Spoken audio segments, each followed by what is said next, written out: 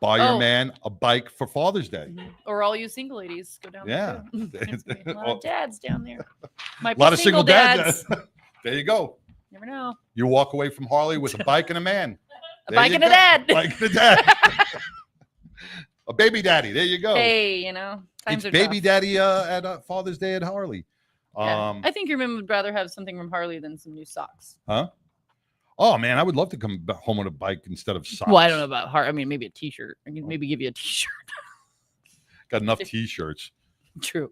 And then on July 4th, they are going to have where is it? They're having a special July 4th sale, and then they're doing a I forgot to print that other one out. I'm sorry.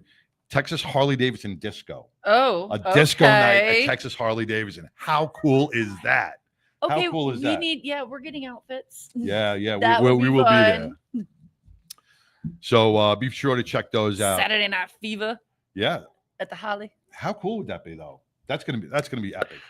Because inside Texas Harley Davidson, and I think that's one of the biggest, if not the biggest, Harley Davidson in Texas. Space wise, by square footage. Because every time I go to the other ones, I'm like, this isn't as big as Texas. It's not as big as Texas. Everything's bigger in the DFW. Texas Harley. Texas Harley. But they're gonna have a great time, and Mike is doing an amazing job as the ambassador of fun. Always something going on. Always the hog chapters out there. Free coffee. There's usually beer. You can get your hair cut there. There's a barber in there. There's a barber shop in there. That's pretty cool. And they got a keg. They got a keg. That's where the beer was in the barber shop? That's where I was getting all my beer, at the barber shop. But I'm going to go get my hair cut there. I had one of my buddies bring me beer. Did you? Because there wasn't any beer at the family-friendly event that day. But you can bring your beer there. They do allow you to. Sippy cups? Little sippy things? Yeah, silver and blue ones. There you go. Do you mean you didn't have your own drink? You didn't have your own drink? I was expecting them to have it. So you didn't bring anything? Not even a reserve? I had one. Like I said, I had one of my battling buddies. Bring me some. Bring me beer, bitch. Oh, no. And you can see I'm behaving. You see I'm behaving. It's not the F word. I know. It's not flop. I got in trouble. Yeah. She got spanked. She got spanked. All right, we're going to take a quick break here from the Biker Wolf Pack before we bring on Hemp and Hounds. Right after this. Stay tuned. Biker Wolfpack Law is a safety organization founded by myself alongside Robert Howell with the primary focus of motorcycle safety, advocacy for injured bikers, and just general protection for those injured while riding motorcycles in the great state of Texas. Biker Wolfpack Law is a division of Glenn Larson Law Injury Attorneys, which is my firm. What's different about Biker Wolfpack Law is it's a community-based, event-based connection component to make sure that motorcyclists have all of the safety information they need, all of the legal information they need, and frankly, if needed, that full-blown legal advocacy in times of injury through no fault of their own. One of our big events is we do ASM classes, which are accident scene management classes, which are put on with the Road Guardians, group of riders that are usually EMTs, doctors, nurses that also ride. And so they know what can happen when you're out there by yourself. And so it's a very intense class, like how to do tourniquets, how to get a helmet off of a person without hurting their neck more, how to get somebody out of the middle of the road. We do those a couple times a year, and the more safe riders are out there, the better it is. The second division and component of Biker Wolfpack Law is to sponsor local musicians at bike nights or other community events that involve motorcyclists, but also just the community as a whole. And then third is larger charity organization events or rides to get out in the fresh air and have some fun. What I love most about representing bikers and motorcyclists across the great state of Texas is really one thing. It's about hearing the story. It's about going to motorcycle events, constantly meeting new people and making new connections. One of the reasons why I started Biker Wolfpack Law was to defeat and counteract many of the biases that are out there that, quote, motorcyclists are just dangerous. Make sure that motorcyclists are seen as exactly who they are, very hardworking, very responsible, and very dedicated individuals that deserve the justice that they need.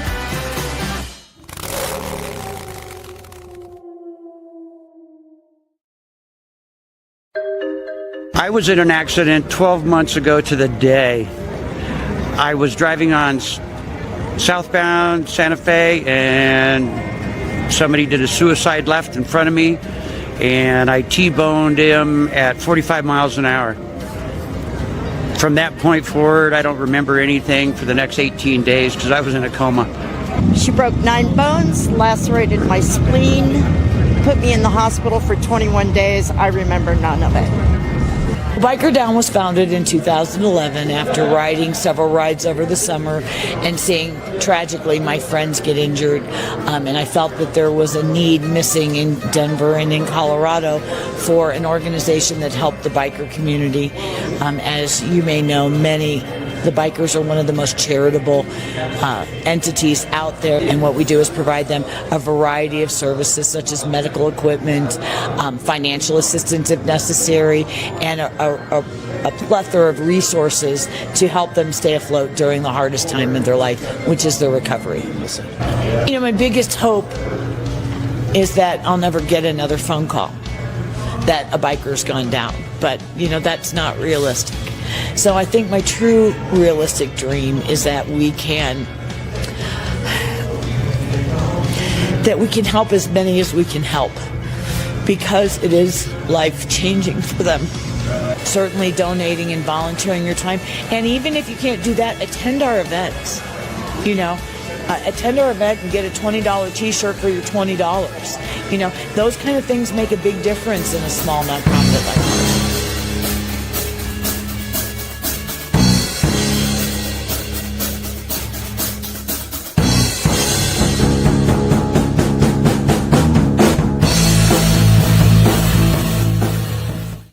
Back to the 99% Radio Network, live in LA. No, just kidding. What? Just kidding. Hey, well, that was more like it right there. Man, it's great sitting between two beautiful women. That's what's great about hosting an internet radio show. But you just see him backstage. Yeah. Want to introduce Billy Ball. Everybody that knows her, man, she's going to start a new segment called Hemp and Hounds. Billy, thank you for joining the network. Thank y'all for having me. I'm so excited. And we might like throw some honeys in there, you know, eventually hemp hounds and honeys. You know, like that. Honeys would just be people who are making a difference that week, you know, just, yeah.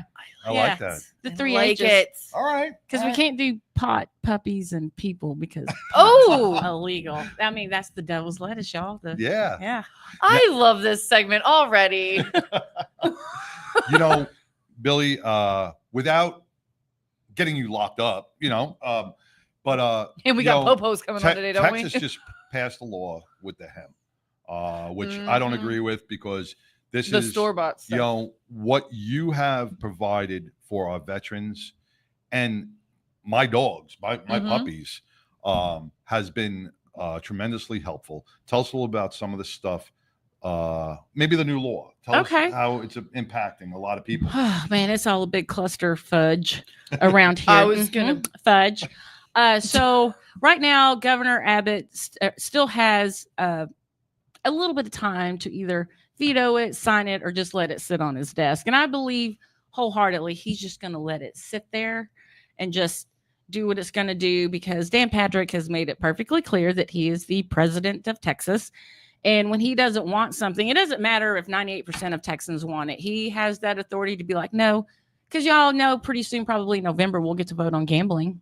Oh, yeah. And then once that is denied, those people are going to take the Mavericks to Las Vegas. We already know this, right? They're just looking for an NBA team there. But the problem with what's going on right now is a lot of the politicians, of course, would never in Texas don't want hemp or cannabis to be available because it would cut into their back pockets. Patrick has huge donations from the beer and alcohol people, which is actually more deadly than hemp. Sure. And, I can go buy like 3 handles of Jack Daniels when I get home and a carton of cigarettes and sit there and have the time of my life. And it's okay. I could die from alcohol poisoning, but I got a joint tonight.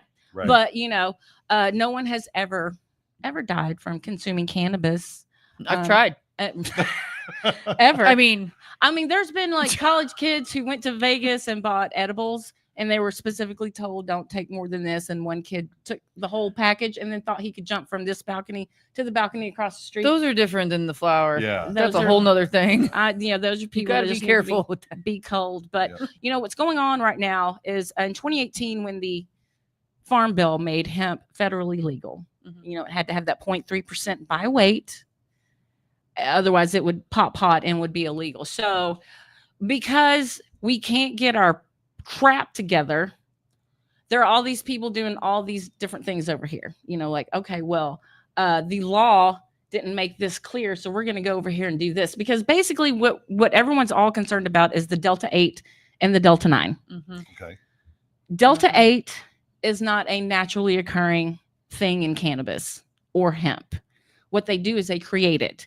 They take, excuse me, hemp with CBD in it, and then they put something on it like acetate. Yeah, we know what I'm talking about. Yeah. And they extract it. So it's a synthetic. It's a derivative. It's not an actual thing that occurs naturally in the cannabis plant. It makes people feel better, but it's not regulated. My so friends call it diet weed. Right, exactly. So, and all right. Sorry. I'll figure out something to call it. But yeah, so they've got that. So when you walk into the stores and see the Delta 9 is THC. Okay. Delta 9 THC is the only thing in hemp or cannabis that will get you high. And see, the two names similar kind of throws people off. Delta 8, Delta 9, but one's good, one's bad. Correct. Well, when we're talking about Delta 9, also, what they are doing with some of these gummies, and I can see the problem with this is so when you have hemp, let's say it's 15% CBD and 0.3% THC. If you had 1,000 squares, I feel like I need to have the math. right? I'm gonna bring like a over board my next head. week.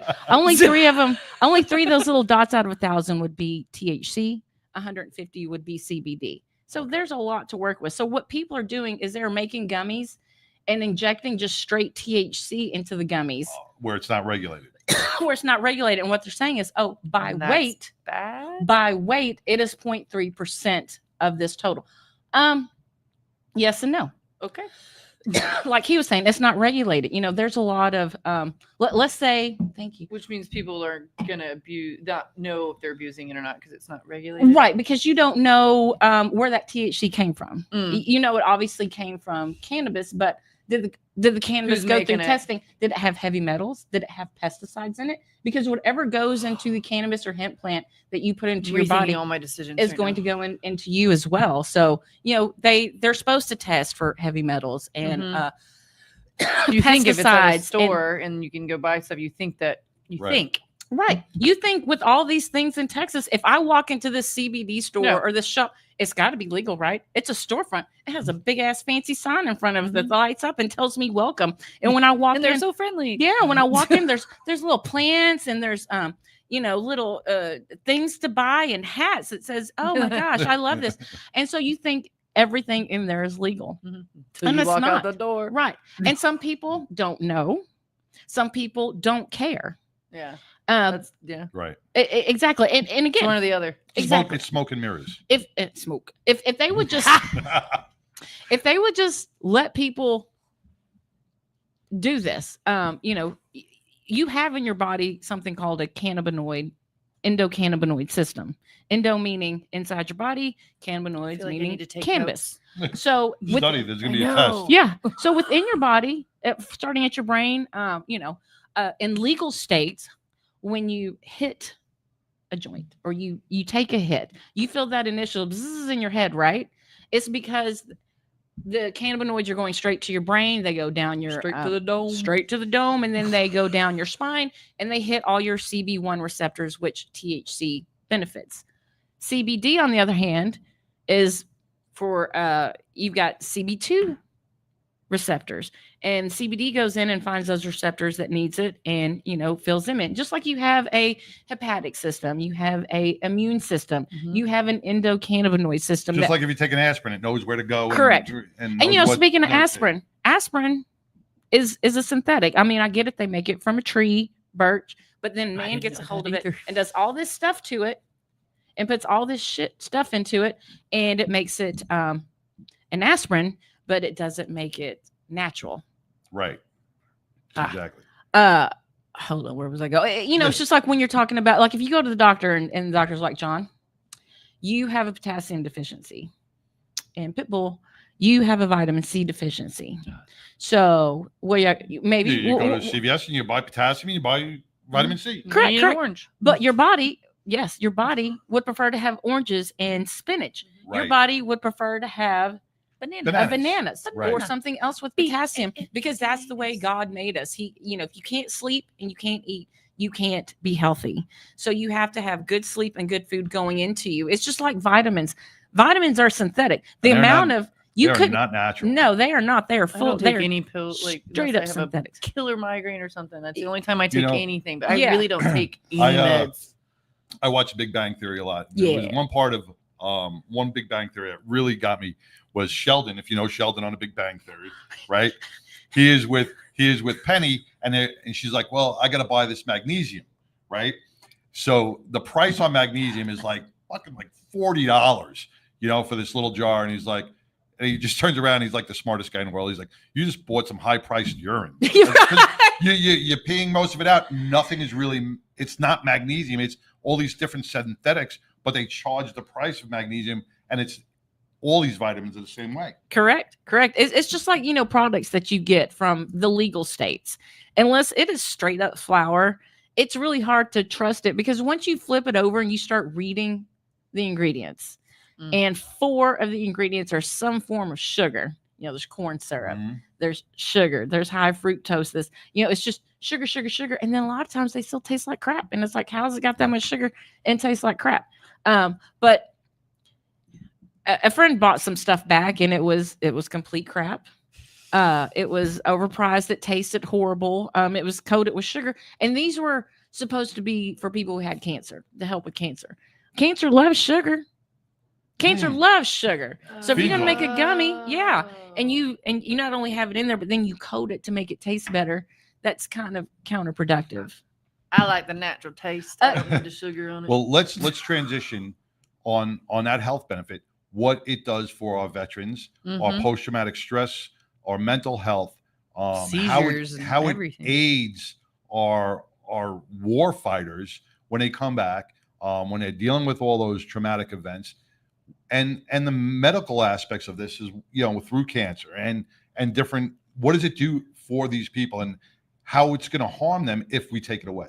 Oh my gosh, it's going to be, well, you can take it away, but even before it was given to us, people were still utilizing it. It's just the problem with these dumbass, greedy politicians is they don't realize that we are all smarter than they think that we are. Right. We talk, we do research. And if you take this away from veterans, you're going to kill them.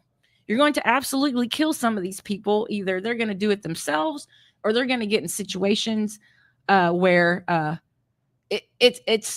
they put themselves into a situation. A politician once said, "I've never seen anyone smoke a joint and then beat their wives." Doesn't happen. No. Doesn't happen. Maybe eat some cornflakes or chips or Cheetos. I mean, when you're talking about a veteran who's about to have an episode, and you can get them to hit a pipe or hit a cigarette or hit something, it is immediately going to do what I was talking about earlier. It's going to go to their brain. It's going to immediately hit those receptors and start calming them down. Once you take 2 or 3 more hits, it's going to continue to do that. And then the great thing about this plan is, like, you know, when you inhale it, it works immediately. When you take a tincture, like the tinctures I gave you and your dogs, same thing with people. You put it in there, the red, wet, shiny surfaces, it'll go to work in 5 to 15 minutes. And it'll do that. And I can definitely attest to that, because my dog has seizures, which means scary. The receptors in the dog's brain are malfunctioning. They're misfiring. So that's the same with like post-traumatic stress and everything else. Your brain misfires. So the stuff that you gave me for the dog, as soon as I squeeze that tube into their mouth, and it's only like, I don't know, like 5, a little bit. I don't know how much it is. Part of a dropper full, yeah. The dog immediately goes out of the seizure. That's crazy. And it's put it back into a safe zone. He's postictal and everything else, but he's not seizing, where now he's at least breathing. You know, so I've seen that work tremendously numerous times on my dog. And it's amazing because it works with people too. And that's I've just seen the people CBD. video You know, before. when you put THC a good amount, not this little ridiculous amount that Texas think, you know, the teacup. The teacup is the medical marijuana program here in the state of Texas, and they just recently bumped up the THC levels to 5%, which is still it's piddly. We got somebody calling in. Oh, and when I tell people, like, if you can get on the teacup program, once Abbott figures out what he's going to do, the teacup program will allow supposedly any veteran with any condition who is discharged, they can use it for any reason they want to. But what I tell people is, like, if you have access to teacup and you have that prescription and you can have it in your body, please go get you some real stuff somewhere, because that's really is what is going to help you. When you talk about edibles, the reason edibles are so potent, you know, so you smoke it, immediate help.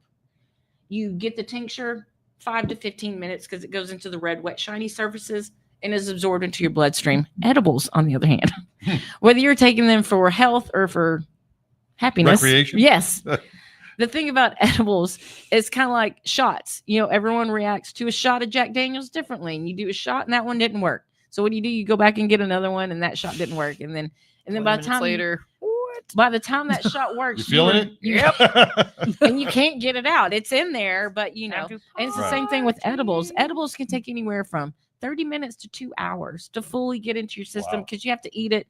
It goes into your stomach, gets all broken down, and gets into your liver, and then it depends on how your metabolism correct goes through. Correct. Right. And it turns into something called THC11, OH11, and that is so good for long-term pain, mental health repair, because it stays in your body for 12 hours or so. You know, sometimes 12 to 24 hours, and just the pain relief, the stress relief. If you take a good gummy, you can feel it at the top of your head. Just everything starts to melt away. Stress, pain, neck pain, back pain. We have samples. You know what else it helps with? Just like, shh. Because dealing with my own post-traumatic stress, after seeing, you know, different doctors, I'm not getting proper REM sleep. Ooh, right. So definitely. if you're not getting proper REM sleep, your body is not healthy. Exactly. Right. So what I do is I'll take a gummy before bed. That puts me into a REM sleep. So I'm in bed, I take the gummy, I get into bed, and by the time I'm asleep, it's starting to metabolize through my body. Yeah. And it puts me into a nice REM sleep, which each person needs at least an hour to 2 hours of good REM sleep to wake up healthy and rejuvenated and repair all those things in your body. Most people don't get proper I've been REM doing sleep. it all wrong. I take it when I wake up and I clean my house. Well, because again, if you don't sleep well, Yeah. your body's not going to have time to heal. Right. You know, working with a friend of mine who had throat cancer, and he went through the chemo several times, and he called me. He's like, "Billy, I'm just not sleeping." And I'm like, "If you can't sleep, you can't get well." And it affects your appetite too. So I made him up some gummies, took him like a month's supply. And he called me like 2 days later. He's like, "Oh my God, I slept for 6 hours straight last night." And he goes, and I got up and had a good appetite and was hungry. He went back for scans, and he's like, the tumors that he does have are shrinking.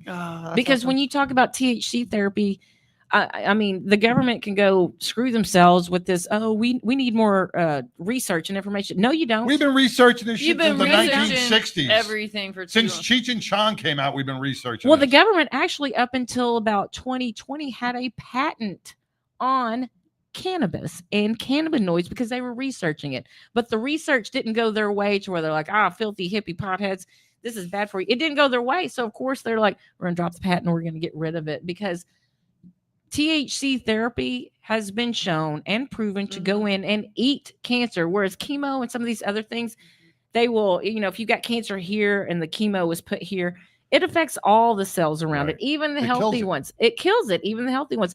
Cannabis has been shown to go in. They're like little garbage trucks. They go in, they go around like, oh, you're good. You go, oh, here we go. And they eat it and they dissolve it and they put it into the bloodstream, and then it's taken out of your body. Not the healthy cells around it, just the cancer cells. Well, we're going to hear more about this on more of your episodes. Yep. We're going to bring in more of the hemp the hounds. Yeah, I'm and the bringing some people. puppies next week, maybe. I'm gonna bring some puppies. I'm gonna bring some puppies. All right. You know what? no. I'll bring Sideshow and Pitbull because that's what I named them. I've got All some. right. I got Sideshow, Pitbull, Mongo. We can So, bring yeah. we can bring puppies in here, right? Well, we brought Yeah, Put me in a all little right. carrier, and I'll bring some Okay, stuff. cool. Because also cool. what I we want to asked do. for forgiveness. Yeah, I'll bring some With little puppies. cleanup stuff. Is I know it always hurts my heart when you think of a veteran or someone who's alone. Mm-hmm. And I've talked to veterans because we sell dogs, but they'll call and they're like, "Look, I tried to go to a shelter, and they refused my application." I'm like, "What?" What? Or I try to go here, and sometimes these shelters Yeah, and if you don't have these stable, rescue they won't. You have to go through a places. background check and Yeah. everything else. They call like 3 people, and if they're not home, you can't. It's a lot. It's probably worse than going to the VA. It is. It's kind of Huh. like I was watching an episode of Modern Family, and they were like, "Oh, I'm sorry, you have extra cats, and we want one." I didn't realize it doesn't have to jump Oh, through. yes.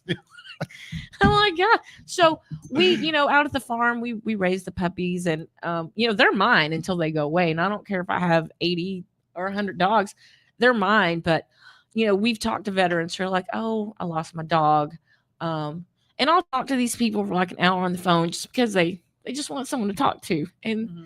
and they really want a dog, and so I want to start donating.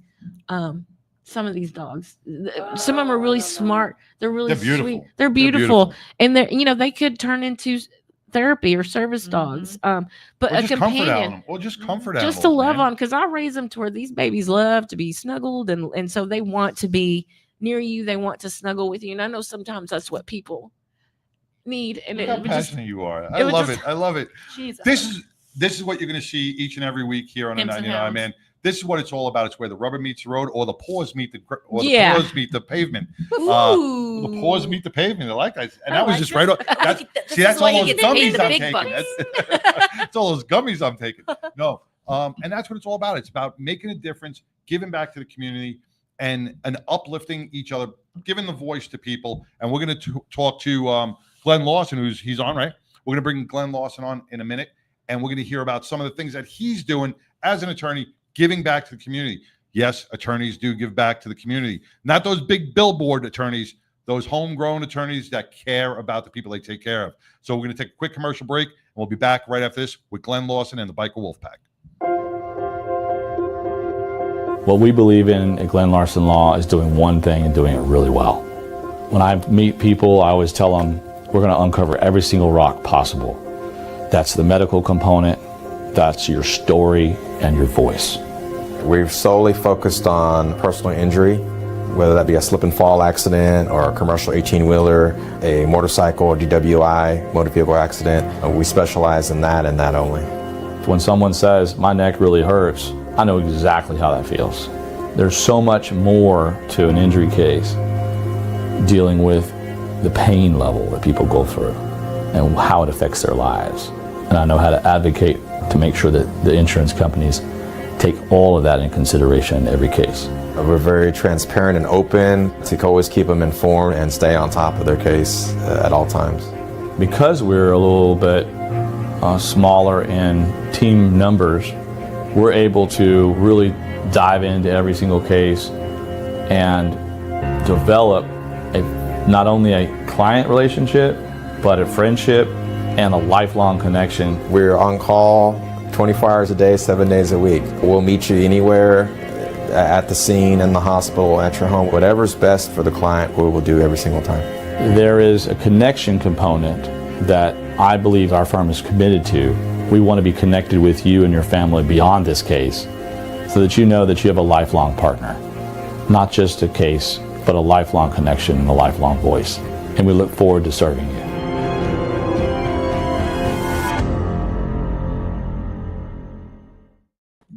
Hey, welcome back to the 99% Radio Network. We are bringing in Glenn Lawson with the Biker Wolfpack. Glenn, how you doing, brother? Good. Can you hear me okay? I can hear you fine, man. You're all good. Appreciate you very much. Thanks for those kind words. As always, got a few things. Looking forward to, later this summer doing more of an interview format with some different guests I want to bring in. But today, I think keep it simple. I'm up here, headed up towards Tulsa, Oklahoma, Oh, wow. Hopefully, I'll run into Tulsa King while I'm there. But no, I'm kidding. I love that show. Such a badass show. Can't wait with until they bring Stallone. it back. I know. They got to bring it back. Yeah. So today, a couple things. I want to talk about a couple of events, friendly things to remind people about. And the more serious topic that I want to bring up today is, of course, just bringing more awareness to even more causes that, as we group, there's never enough space for PTSD support, but most of all, even for suicide prevention. And so our firm is starting to get more involved. We don't know the details on it yet, but Ricky Rackman from Headbangers Ball and all that from back in the day is doing this amazing ride. You know, they're raising money. My understanding is they're running into a few bumps along the way, but I mean, you're riding from Key West to Alaska on a motorcycle. You're gonna have a few little hiccups along the way. That's crazy. So bottom line, folks that want to come out, looks like they're doing some stuff in Austin area on Father's Day over at the original site of one of the filmings of the original Texas Chainsaw Massacre. So people who are into horror films, it's really cool. Amityville, all that kind of stuff, right? We'll be down there. We'll be down there. Me, I don't know. I'm like, whatever. I see it. I see enough, tragedy in my work so I probably won't be at that one, but I'll be meeting up with him. So if you want to support a great cause, you check him out on Facebook. Ricky Rackman, him and his wife are just doing this amazing journey all the way to Alaska and then ending up in Sturgis. And it's a crazy cause, and they're raising a cause for several organizations related to suicide prevention, including, the hotlines that are out there. So there's that. And then in September, something fun. I love racing. Everybody who knows me knows that. Like, that's probably why I don't ride as much as I used to, but I still do. But the bottom line is, King of the Baggers is going to be going on, Circuit of the Americas. Anybody wants to come down to Austin, look us up. We're going to be giving away quite a few tickets this year for the King of the Baggers race at CODA, which is the middle weekend in September, like September 14th, 15th, 16th. Okay. So those of y'all who know about that, it's a super amazing event. There's a tour schedule. They race all across the United States, and there's one in our backyard right down in Austin at CODA, and it's an amazing race, and it's really cool because it's on the same race that the F1 track, is used for. That's cool. So it's super intense. Yeah. So we're going to be giving away some tickets, and we're going to hopefully be able to meet a lot of people out there and really support a fun event. So just be look out for September. That's not the only thing you're giving away today for the topic. Wait. That's not the only thing you're giving away. I know. I'll let you bring it up. He's like, I know. Win a free motorcycle. Doing a motorcycle test. That we're going to be trying to send that out more digitally to people on Facebook and stuff. So if you get on our Facebook on Biker Wolfpack Law or Glenn Larson Law, you'll see that. But just, if anybody wants to share that with their friends, it's a local deal, and it'll be the drawing will be in this motorcycle, $20,000 towards a bike of your choice. And then we're going to also give away a custom paint helmet from Robert. So there's that.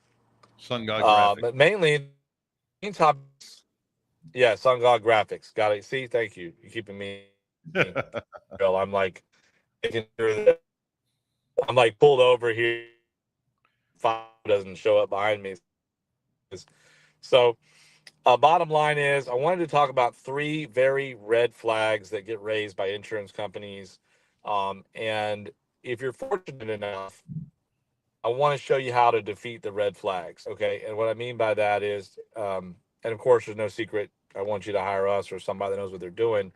I have this theme that, everybody should stay in their fucking lane. Stay in their lane and do what they're really good at. And, so it is what it is. I'm passionate about representing bikers and making sure they're taken care of when that needs to happen. But here, in today's world, information is important. So here are the 3 most important things to know that insurance companies try to do to motorcyclists when they're injured. Number 1 is based on thousands and thousands and thousands of hours and millions of dollars in lobbyist work to create bias against motorcyclists.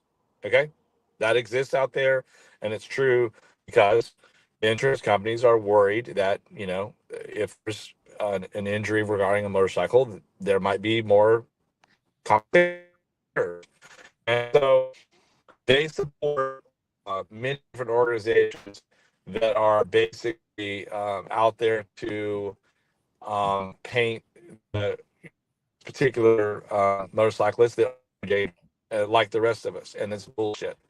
So here's the 3 red flags. Number 1 is, if you're fortunate enough to survive a motorcycle crash and have some injuries, the number 1 most important thing that they try to say is this: well, they didn't go get checked out medically. They're not hurt. It's all made up. It's bullshit. Glenn made it up. The lawyer made it up. The lawyer made it up. And it's just total crap. Okay. So please, if you're fortunate and you're a tough guy, tough girl, and you're like, you know what, I got some road rash, I'll deal with it. No, don't do that. Go to the emergency room and get checked out, because most of the time you're head injury that you don't even know about. And so that's the most undiagnosed thing. And I know, John, you know a lot about this, and Sideshow and everybody.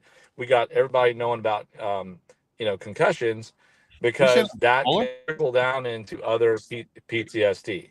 Huh? No, you said John, you would know about this. The Sideshow would know about this. And I referred to myself in the third person. The phone is cutting out here. You just haven't heard anybody else refer to me in a double person. Yeah, we're getting a little cut back, but we still the got phone is cutting out. Yeah. I'm sorry. That's so all right. Number 1 is the insurance. Make sure to get treatment.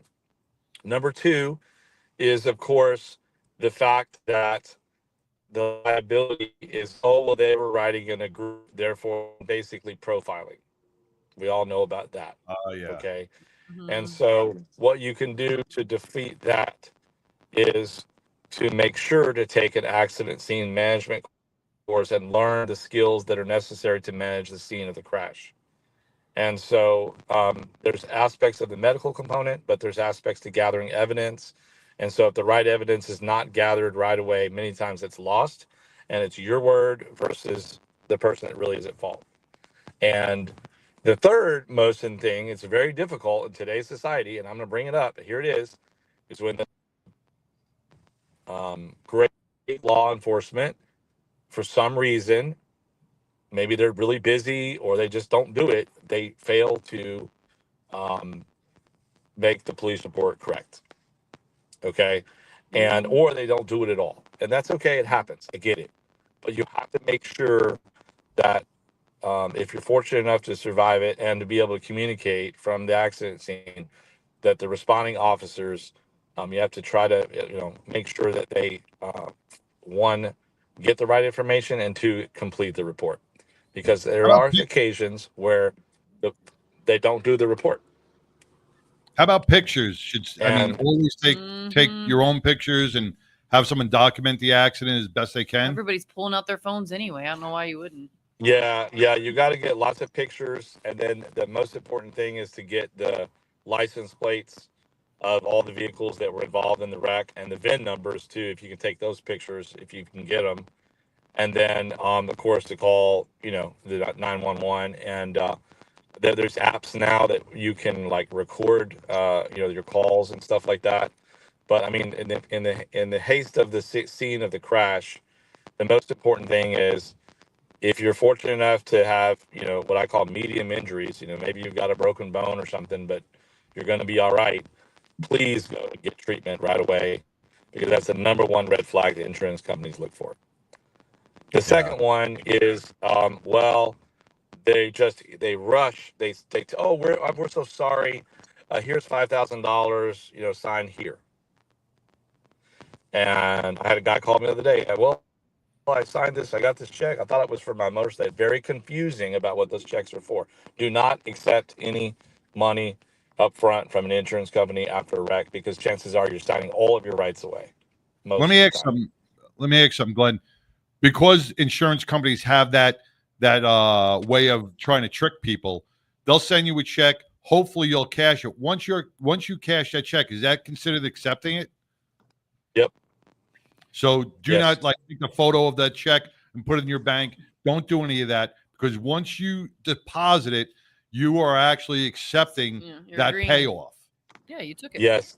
Yep, that's right. And it's there are exceptions to manage that. We have to code it correct. The answer is no, never. And frankly, send it.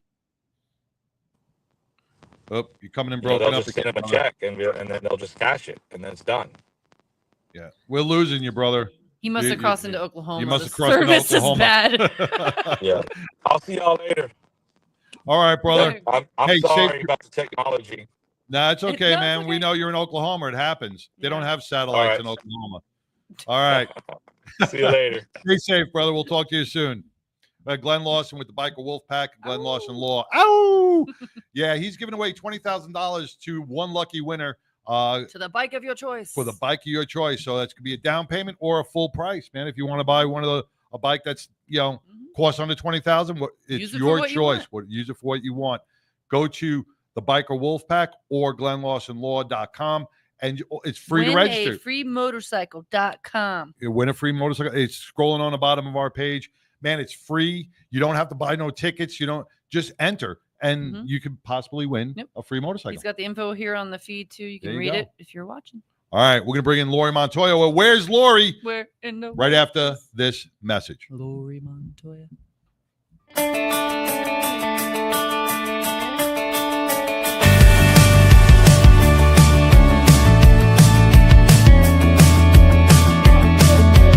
Hey, what do you say? This whole town could be red by the end of the day. If you feel alright, we can throw it and drive. With the radio up so loud they can hear us from now. Me and you, nothing to do. These days they come and go. Me and you, nothing to lose. I feel it in my soul. So let's let the good times roll.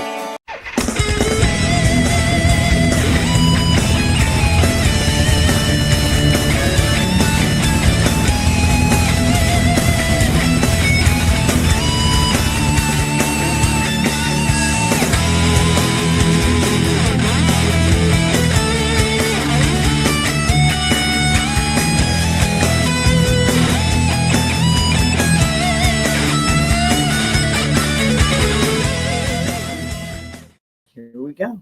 Back to 99% Radio Network. Hey, sorry for all the communications with Glenn. He's on his way to Oklahoma, but Blame Oklahoma.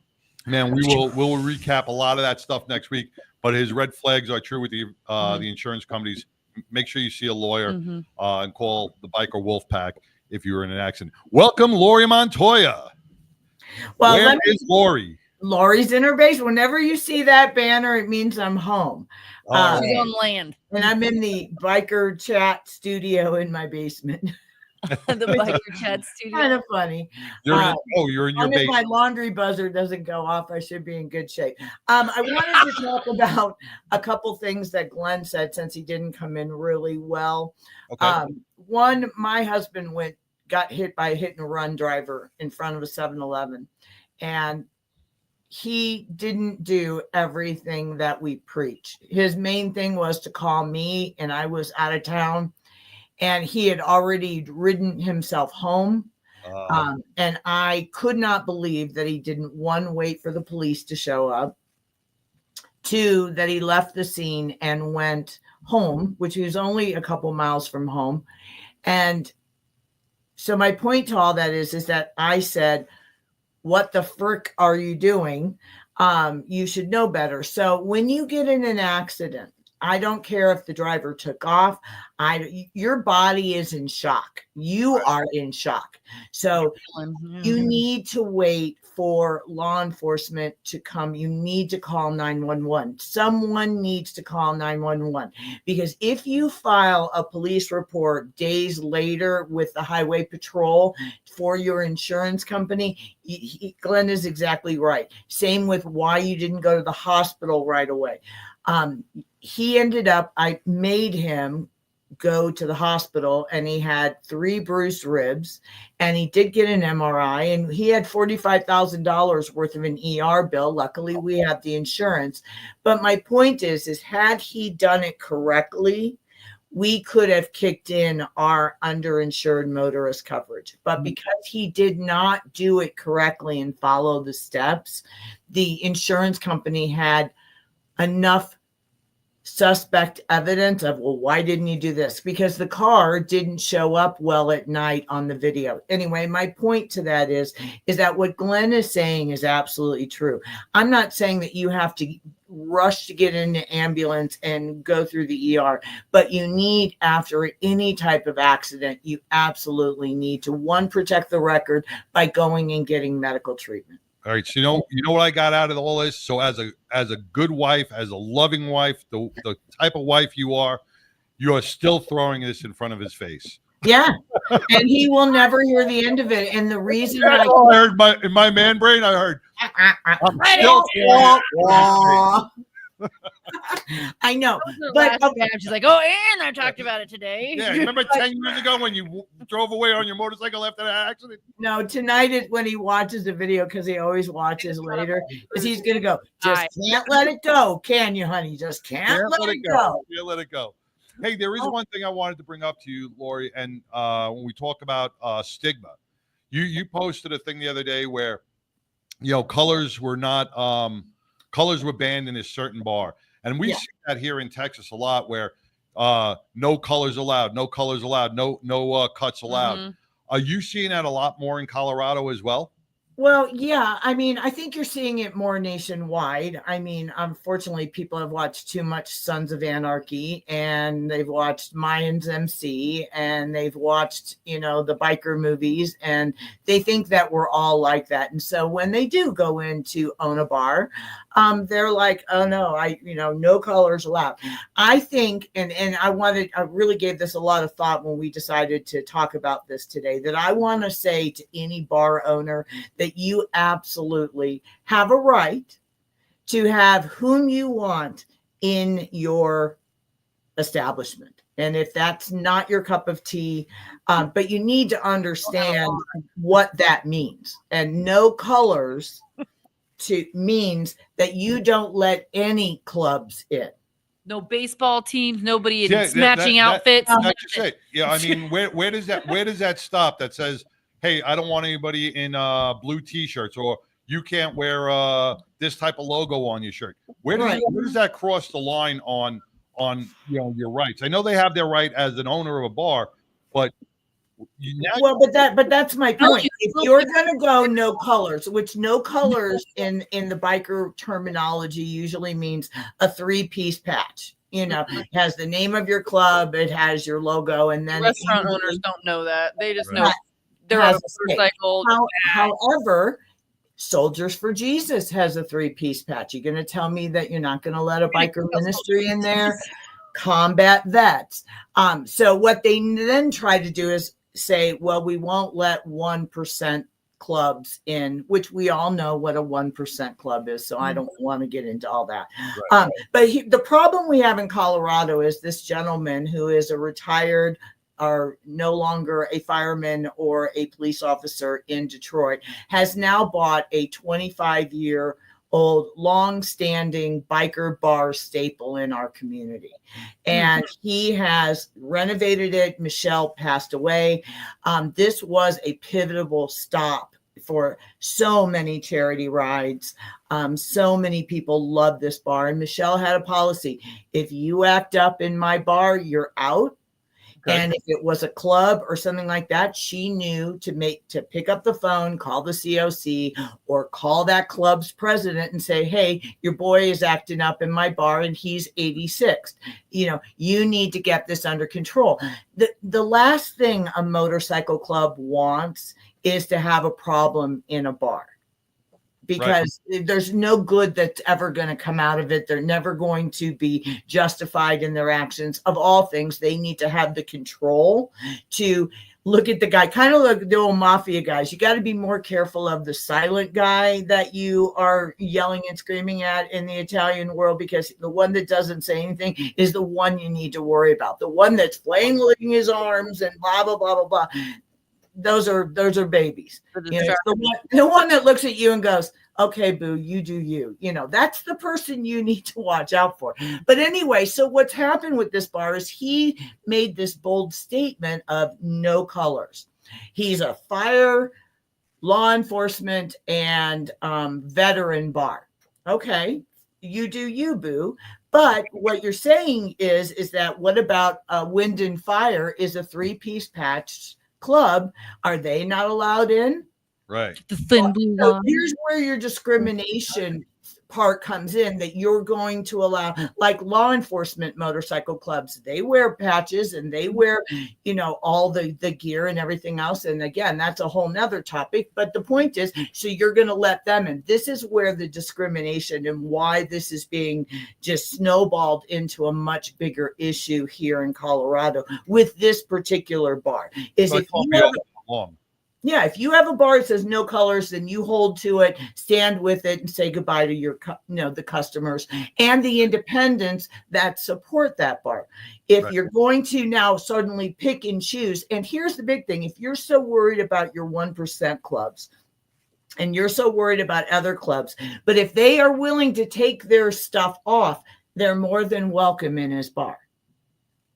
Yeah, I'm, I've seen a lot of people aren't going to go take off their cut and put it in their bike and go back in. One thing is most 1% clubs, they have their own hangouts. They have their own bar. If they're going by, they're just doing a drive-by, stopping in for a drink, and not they're doing a charity event. Right, or a charity event. Run they're not going to, 1%ers want to be with their own kind anyway. They know their bars that they want to be at. Right. They're not going to go into your little pissant bar anyway. Right. So the issue really is that the 1%ers and the clubs in Colorado that are part of the COC and everything else, the word's already gone out. They're not going to go to the bar. They probably wouldn't have gone to the bar anyway, because it's owned by a retired law enforcement. Right. So, but it's the fact that you've made the huge statement, and the fact that if they are willing, like if they were willing to go 55, which to people that don't know that means that they take their cuts off and maybe they have a support shirt on, that then they are allowed in. I thought, is it the person that you're having a problem with, or is it what they're wearing? And that's where you start to get into the discrimination aspect of it. It's actually the independent world that's having more of a fit about this than you're really seeing the clubs, because the clubs have other bars, you're right, that they can go to. But here's the problem as far as people going Bud Light. The issue with Bud Light is Bud Light made a statement and the community followed, is that now charity rides that would have, now that this bar is back open, that would have normally added this really great spot, will now have to rethink and have to go around that bar. Now the damage is done, and the damage is done. There's no taking that back. We know. Now it's all about the money and not the pride or the support. Well, they're not now get it's the all money about either. the money, right? So Bikers spend money. Right. And they spend money. And in the article that I wrote on Motorcycle Rider News, I said, they are also people that will come in midday because they're taking a ride, and they'll come in with 12 guys, all eat a $12 or $15 burger, drink a beer, whatever their beverages are. And that's revenue that you're basically doing this to, and saying you're not welcome. Where had he just said, listen, everybody come in, I want you to behave, and if you don't behave, then I'm going to have to instill this. But he's being incredibly obnoxious on social media, and he's just digging his own grave, and it's sad because he's put a lot of money into this. It won't be very long. that bar's going to be vacant real soon. And as much as I listen, and as you guys know me, I have a husband that's in a club, and he does him, I do me. I have, and I'm not saying he doesn't respect law enforcement or fire or anything like that.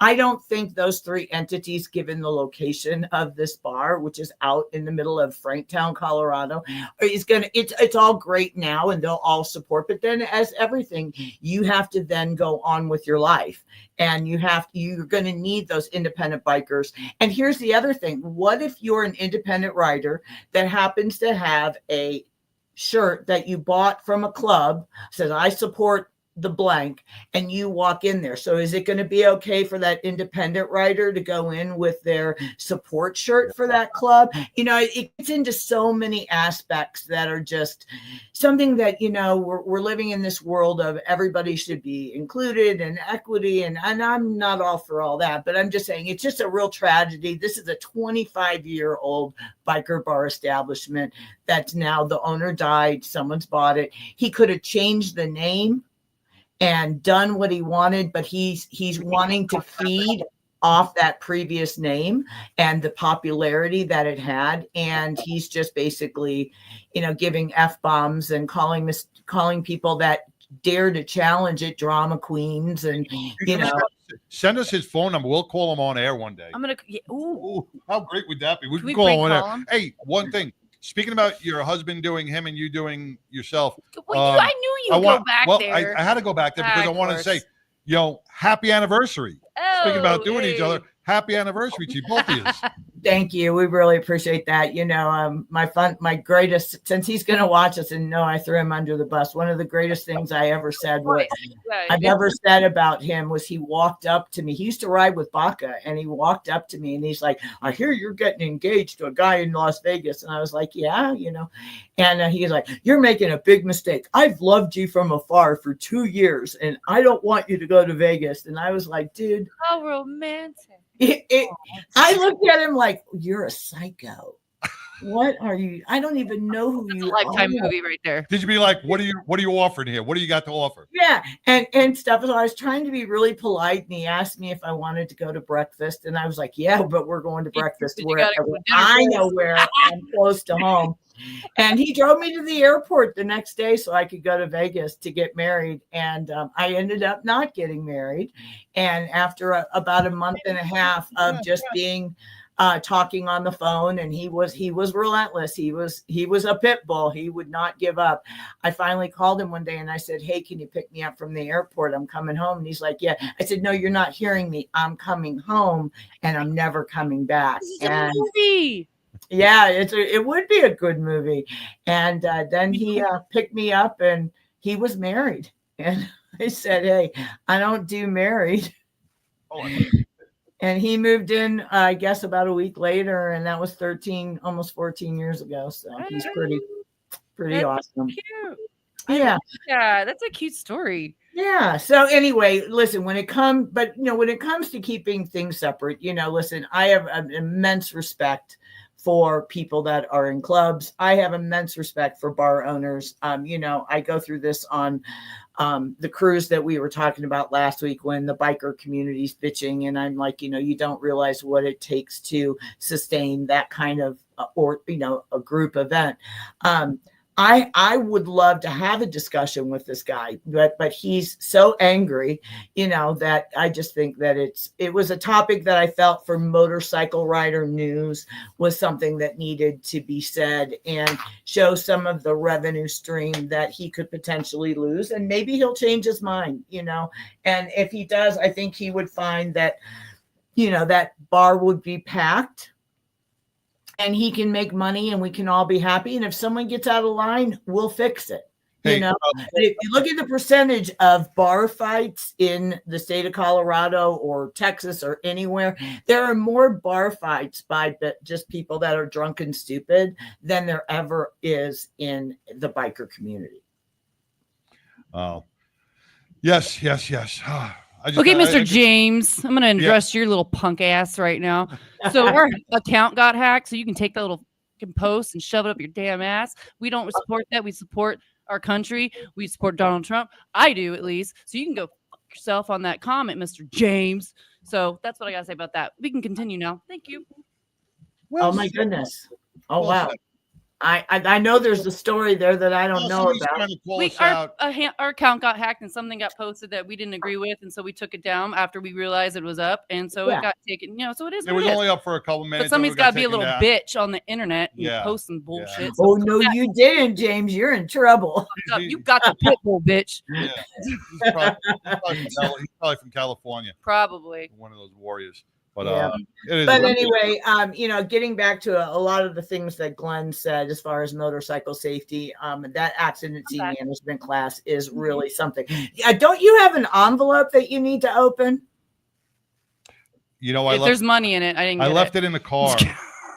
The box. Laurie, I'm here. Oh, the box that you sent me. Yeah. I left it in the car. Now we were going to open, and Pippo was going to get something. And all right, you know what? I stay on. I'll run down to the car now. You want to sing by myself? No. Let's just do it. No. You're running late. Let's promise you'll do it next week. Yeah, because we got to bring on the Thin Blue Line in a little bit anyway. Yeah, so let's do it for next week. But okay. All right. All right. God bless you guys. Ride safe. And please remember, everybody, if you know of somebody that's been in an accident, please do a help request on bikerdown.org. Everybody that's listening knows somebody that's gone down recently. Give me a chance to help them, give them emotional support, financial strategy. And just remember, if you go down, we step up. See you guys next week. Once again, Laurie, awesome. Thank you, Laurie. Take care. No worries. God bless. Laurie Montoya with Biker Down. Where in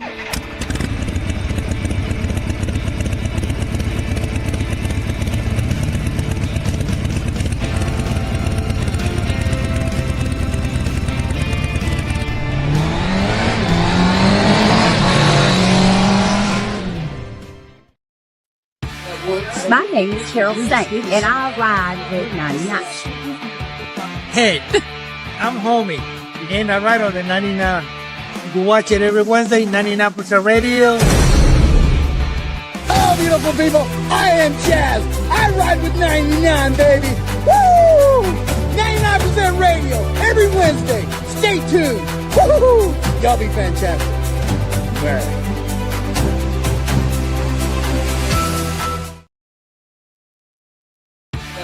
My name is Carol Saint, and I. Woo. Oh, there we go. Welcome back to the 99% Radio Network here in the Fishbowl. Man, that was Laurie Montoya with Biker Down out of Colorado. Pipple got a little agitated right there, right? They didn't give me my road name for no reason. Sorry, I said that's all right. I got one in today. Yeah, you got one in. You got one in. Man, I want to welcome. When we're talking about law enforcement motorcycle clubs, that give back to the community. We are once again, and I'm wearing their shirt, supporting their shirt. Proud to have the Thin Blue Line LEMC in here. Once we get them up on the camera here, we got them up on camera. All right, welcome guys and girls. Thank you, appreciate it. Hello. Okay, sorry about that. There you go. How you guys doing? How are you guys doing? How you doing? It's my favorite boys in blue over here and ladies. But before we start with you guys, there is a special celebration that you guys have today, and it's a birthday.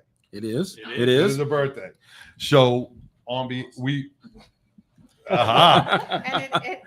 it's Everready's birthday tomorrow too. Tomorrow, okay. So we're celebrating 2 birthdays. But he don't count. He's too old. He's just like me. It always counts. And he's a treasurer. He counts. But as a tradition, we have to sing happy birthday. We have to on tradition. And you gonna do that? Of course. You're gonna do all right. You guys ready to sing? We're ready. Right? We're ready. All right. Here we go. 1, 2, 3. Happy birthday to you. Happy birthday to you. You guys. Happy birthday to you guys. Happy birthday to you guys. No, and many more.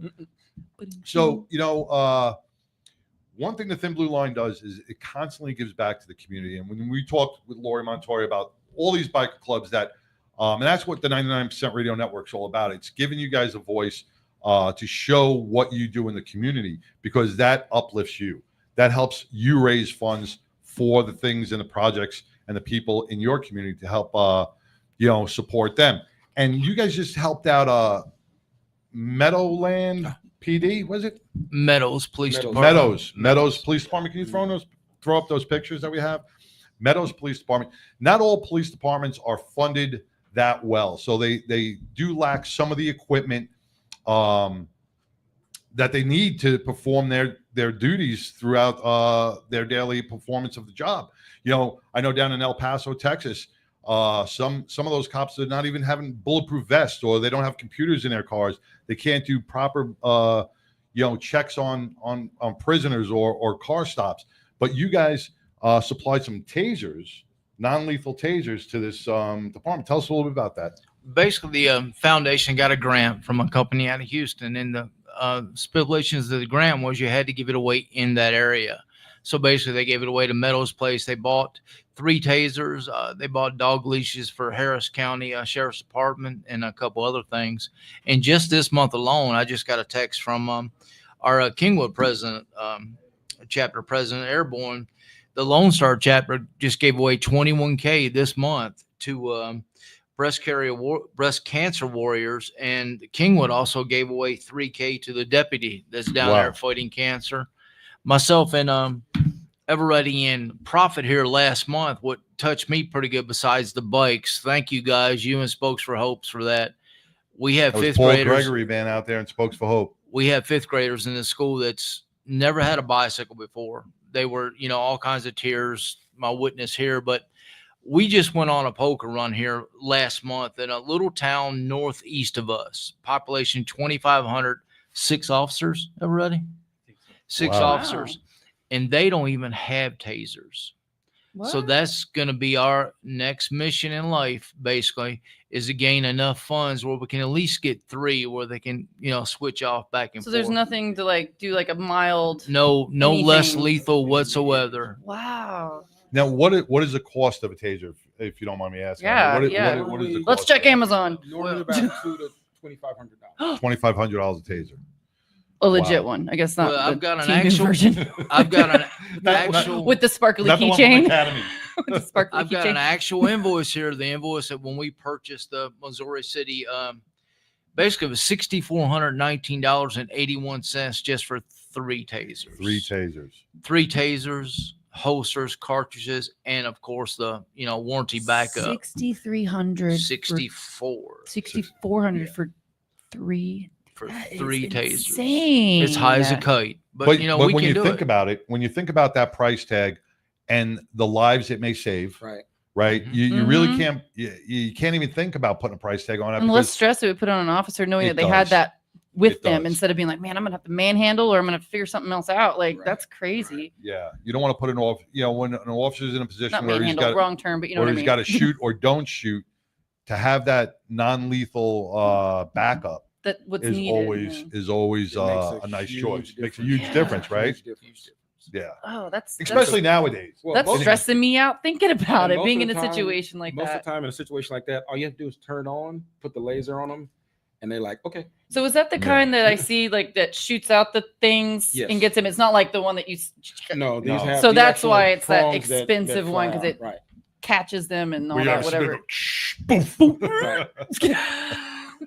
Don't you guys, is that the one that the cops have to practice on when they? Yeah.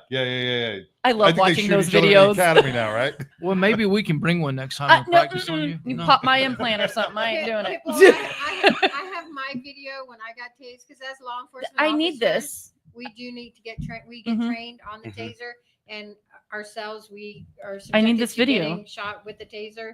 So I have my video. I want this. Like we'll have to play it. Yeah, I want to play this. Experiencing the real thing is better. I would love to go watch that in real life. Just be in the audience, like, oh, sorry. Go ahead. So you teach it. I teach right, and when you talk to your students, and we even said it's a nice backup to have. What's the comfort level when officers get to use the taser besides a lethal firearm? It's nobody goes out wanting to critically injure, shoot anyone. Really? That's not what the media says. Yes. No, that means everything you tried before has failed. Right. And you really do not want to do that. The taser is a great tool, but like I said before, most of the time, if you pull and just put the laser on them, they see that. Scares them though. They will normally give up because they know you can tase them. They know you can't shoot them. And how far does that go? Like how much distance do you have? Depends on the taser. They're normally some go up to 25 feet. You're not going to be that car. It's spread, so you're not going to be that far anyway. But 7 to 12 feet is the optimum That's distance. enough to give you a nice spread, Mhm. and you get the neuromuscular incapacitation when you hit them both, and that really brings them down. But it's better for everyone. It's much better for the person. They're not going to get hurt. It's Mhm. 5 seconds. Mhm. You know, you don't have to put The longest 5 seconds for them though. See, but I just want to back up to some of my training. When you talk about a taser, people turn around when someone's got a knife, right? And they're holding a knife down and they're about 21 to 25 and they were like 25 feet away from you. That 25 feet can close in less than 2 seconds. Mhm. Not enough time to draw your weapon. And a lot of cops have been stabbed repeatedly from an assailant 25 feet away who charges at them before they can draw their service weapon. So when they have that taser out, they can really have that few more seconds to talk down the situation. Well, yes, but in reality, if they come out with a knife, your taser gets put up. Yeah. The taser gets put up. You put out you bringing out the big guns. guns. You pull up your, well, okay. Legit, for all real. right. Yeah, there ain't no zap zap. It's pew pew. They didn't have the only people that had tasers when I was on a job with the bosses, and it was just coming out because they were $6,500. That's why only the big guys got them. Yeah. They didn't trust us. You guys got to fend for yourselves. But it is a great tool to have. It's a great compliance tool. It's like a security thing. I mean, I know it's probably a lame word to say to cops. It's like a security blanket in a way. Like you have that extra level. For the way I would put it. That way you don't have to. You can get less engagement. It doesn't go from that to right. Well, there's an escalation of force, correct? It's a de-escalation. A de-escalation of force, but you go from your verbal commands to either your nightstick to your taser to your firearm. Right. Depending on the situation, you can go from verbal to firearm depending on the situation. Right. But this at least gives you some steps. And yes. Don't forget about the fun spray, is what I call it, the OC spray. I teach that also. Is it tear gas or pepper spray? Or is that the same thing? It's a pepper spray. Tear gas is totally different. Tear gas doesn't go in No. So that's just okay. It's pepper spray. Education. Pepper spray, I never liked it because if it's windy, it's blowing back. Well, they just had with the riots. There was some guy with his kids, and they were doing the peppers or something, and like the kids are sitting on the ground. It's okay, kids. I'm like, why are you bringing your kids to a riot? Why not? Bonding time, summer vacation. Couldn't find a babysitter. Cali. Go LA. Yay. Disney. Oh man. Anyway, we had and we were talking about LA. This is going on all over the country in New York, and we had some riots in Dallas. We didn't. I don't say a riot. Riots. Protests. They were protests. They blocked the road. I don't think anybody was injured or hurt. They didn't cause any damage. They didn't get stuck on the bridge like last time. That was funny. I think they just it was more. Not the cops, the guys. It was peaceful. Right. Just to say the least. Nothing like LA. No. Where it went crazy. No looting and stuff. So. Once again, you guys now for 3 tasers, $6,500. $6,500. How can we help out with that? Like, how can we help? Like, I think we get the word out for that. I mean, that's important for the cops to have that don't have that.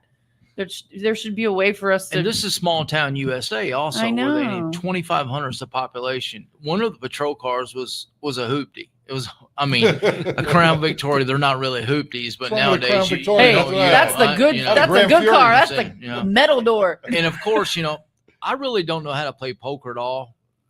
God is my witness. I actually, out of 65 bucks, I actually won the poker tournament. What?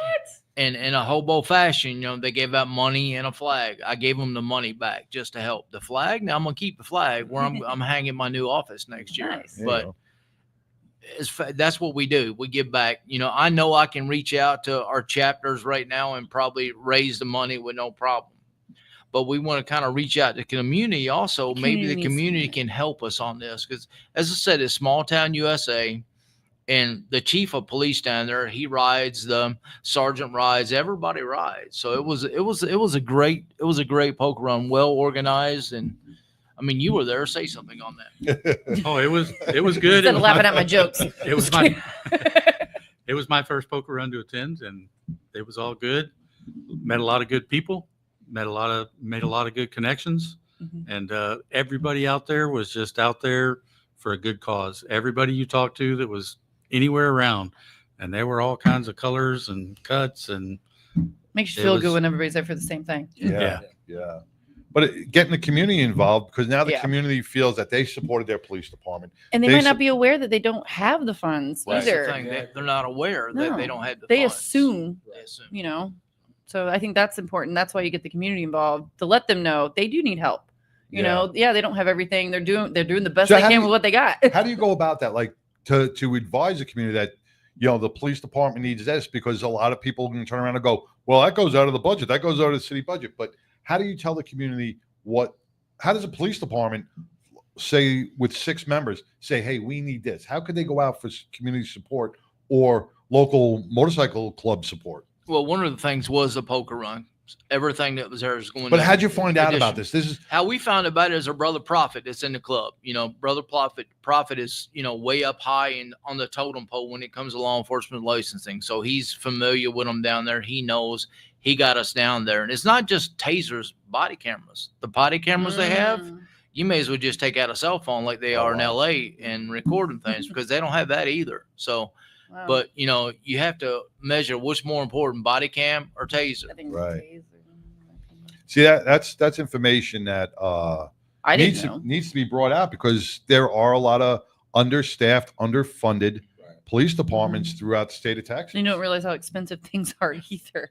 Yeah. For them to do it. Yeah, I mean, what's it cost now to outfit even a guy brand coming new out of the officer, academy, yeah. a brand new officer, probably about $5,000-$6,000 with all the equipment, with vest and A helmet. vest, a vest itself is $2,500 to $3,000. Then you got the firearm, then you got the duty belt, then you got your ass baton, then you have everything else that goes with it. Baton? Oh. I just thought it was a fun word. Some of these smaller departments, the officer Has to who buy their has own. to buy their own weapon, their own duty Like gear, teachers have to buy their flashlight, supplies. The most Wow. important people, teachers and cops, have to buy their own stuff. That's crazy. Exactly. So it could be in the neighborhood of $10,000 to outfit a police officer with just the basics of what he needs. Minimum.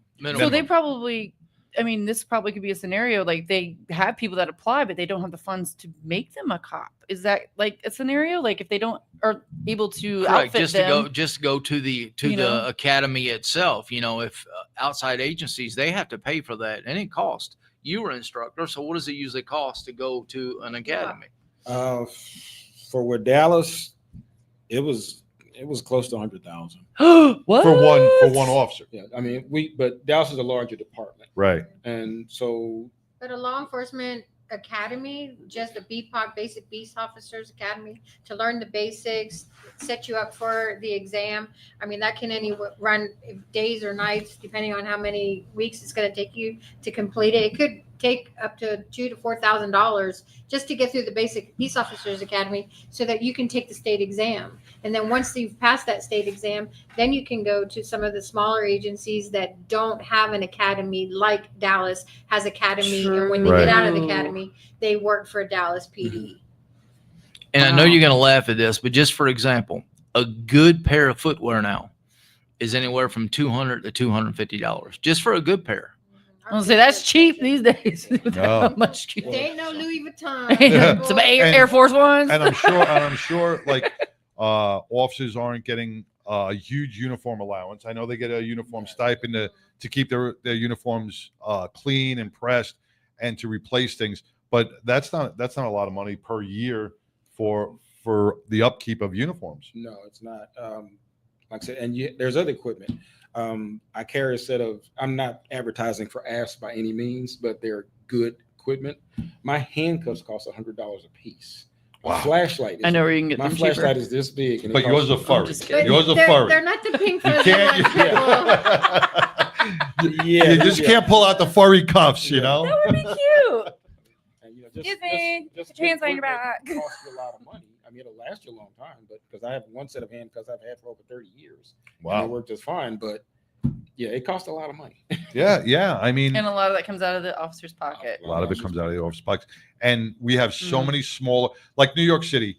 I had 2,800 people in my graduating class at the academy, but you're talking about there's 38,000 police officers in New York City. Here in Texas, we have a large amount of police officers, but we have segregated towns.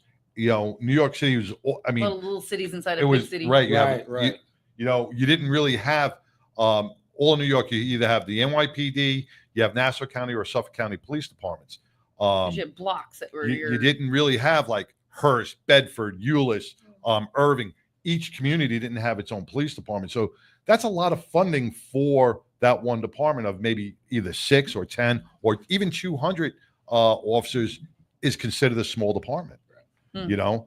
So we have to get the word out that a lot of these departments need the funds. So when you see these bike runs coming up for a law enforcement agency, reach out to that law enforcement agent. Reach out to the Thin Blue Line and say, how could I help? How could I be part of this? How could I support the community that you're supporting? Right? I find a lot of those events on Facebook events too. Like I'll find like a lot of clubs that do rides and fun. So that's a good way to find it too. Like if you're wanting to support something, go on your event page on your Facebook and you find all these little rides that they post. Yeah. And people talk about training. That helps train these small departments. You know, that helps get them trained up to where they need to be to handle adverse situations. You know, if you want somebody on the street policing, you want somebody well-trained. Right. Well-trained, who knows how to handle all the equipment they have, who knows how to de-escalate situations they need to, who knows how to talk to people. And that costs some money sometimes. And you just need to have the money, the funds to send these people to this training. Right. And, you know, segueing into that, the Dallas chapter has a big event coming up. That We're going to get into that. We're going to play commercial and we're going to get into that. I'm just trying to get you, baby. Yeah, no, I got you. I got you. You know, and that's, you know, I just want to reverse back to Paul Gregory and Spokes for Hope for donating those bikes. You know, Spokes for Hope, Alton, yes. Ooh, Melton started this. He was a Grapevine police officer, and he wanted to find a way to bridge the gap between the community and the police department. And what better way was to give bikes to children and have police officers give these bikes to children. So this way, you're not always having a negative impact with a police officer. You're having a positive. And that's what you did at the school by giving these bikes to these children. They see you as an SRO, but they know you're a police officer.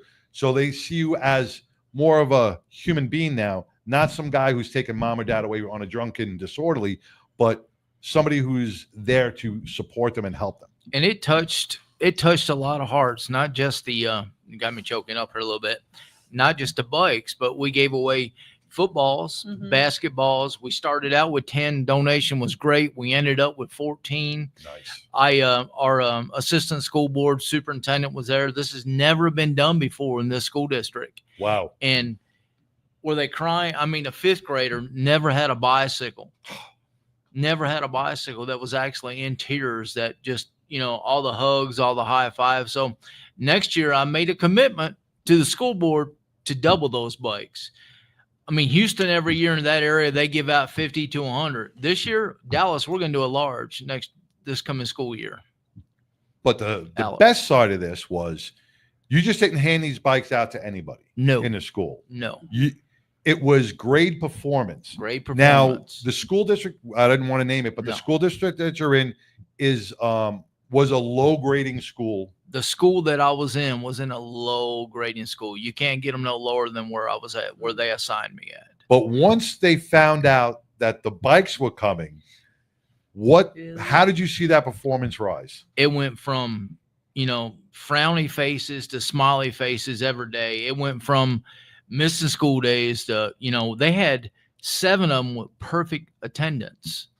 if I had 15 more bikes, we could have gave them all away because they went from the grades bottom shelf up to straight A's. It was overnight almost. It was kind of it was great. Yes. It was They a were, lot of The motivation motivation. they had, and like they Lot of knew like that was something that they Well, couldn't get. you, and they- you know, a lot of these kids in the inner school districts, okay, they see what's going on around in their neighborhood. They don't have that. They see destruction. They see despair. They see poverty all the time. So when they can go to school, and in certain schools, you don't have teachers that they're there for a paycheck. They're not really giving it all to their kids. But when someone like you says, all right, here's what we got a plan to do, you show them some direction, show them there is something that you will gain if you work a little harder. All these kids have proven that they can do it. Now, I bet you wanted to give more bikes. Like you said, you wanted to give more. If I could have, I would have. And you know what? Next year, we will make that happen. We will get Spokes for Hope, because this was a quick thing. We will get Spokes for Hope more intimately involved with that, and they will be part of this. And you can, really make this a nice thing for all these children. And also, I'm going to hit up the Dallas chapter here. I'm going to hit up the nation where I'm at of. I'm going to hit up the DFW chapter. And I've already got commitments from a lot of Houston chapters that'll donate a couple bikes. So maybe I can do 2 schools this year instead of 1. Hey, yes. And a lot of focus too is, I've got a corporation, a hospital that we donated a bunch of uniforms to, where, the kids can't afford clothes to go to school, and pencils. I mean, that stuff, it tears me up, because now we're able to do it. Back in the day when I was growing up, no, but all of us now, fortunate, we're able to do something and raise awareness and raise stuff for the community. It's a great thing. Another friend of ours who's in another biker club, he's part of the Southern Dogs, and his name is Ken Harrison. The Shiner. He does a lot of bikers against bullying, and he works, and what his group does is they ride a bullied kid to school on the bike, and they have a 99% success rate of not. They've only had one failure, but and they teach bullying, and they get into the schools that allow them to teach what bullying is all about. And what you just said about the clothing and the backpacks, and kids can be so cruel these days.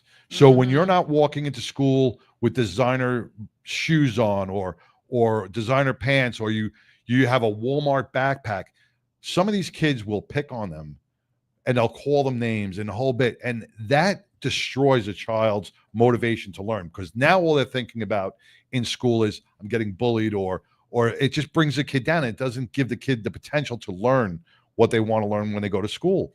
So this all goes into with bullying, and what you guys are doing, giving bikes away and clothes and school supplies.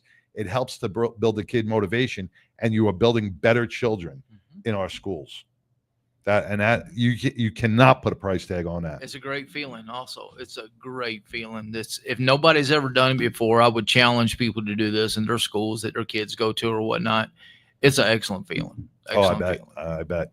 And well, I want to thank you, Hobo, and thank Spokes for Hope for really uplifting our children and making better kids, man. Because you'll see it. You will see. Probably if you follow these children now, just because of that bike, who's going to go to college? Who's going to succeed? Who's going to be more responsible? Because they will pass that on to the next generation. And that's how we build bigger and better.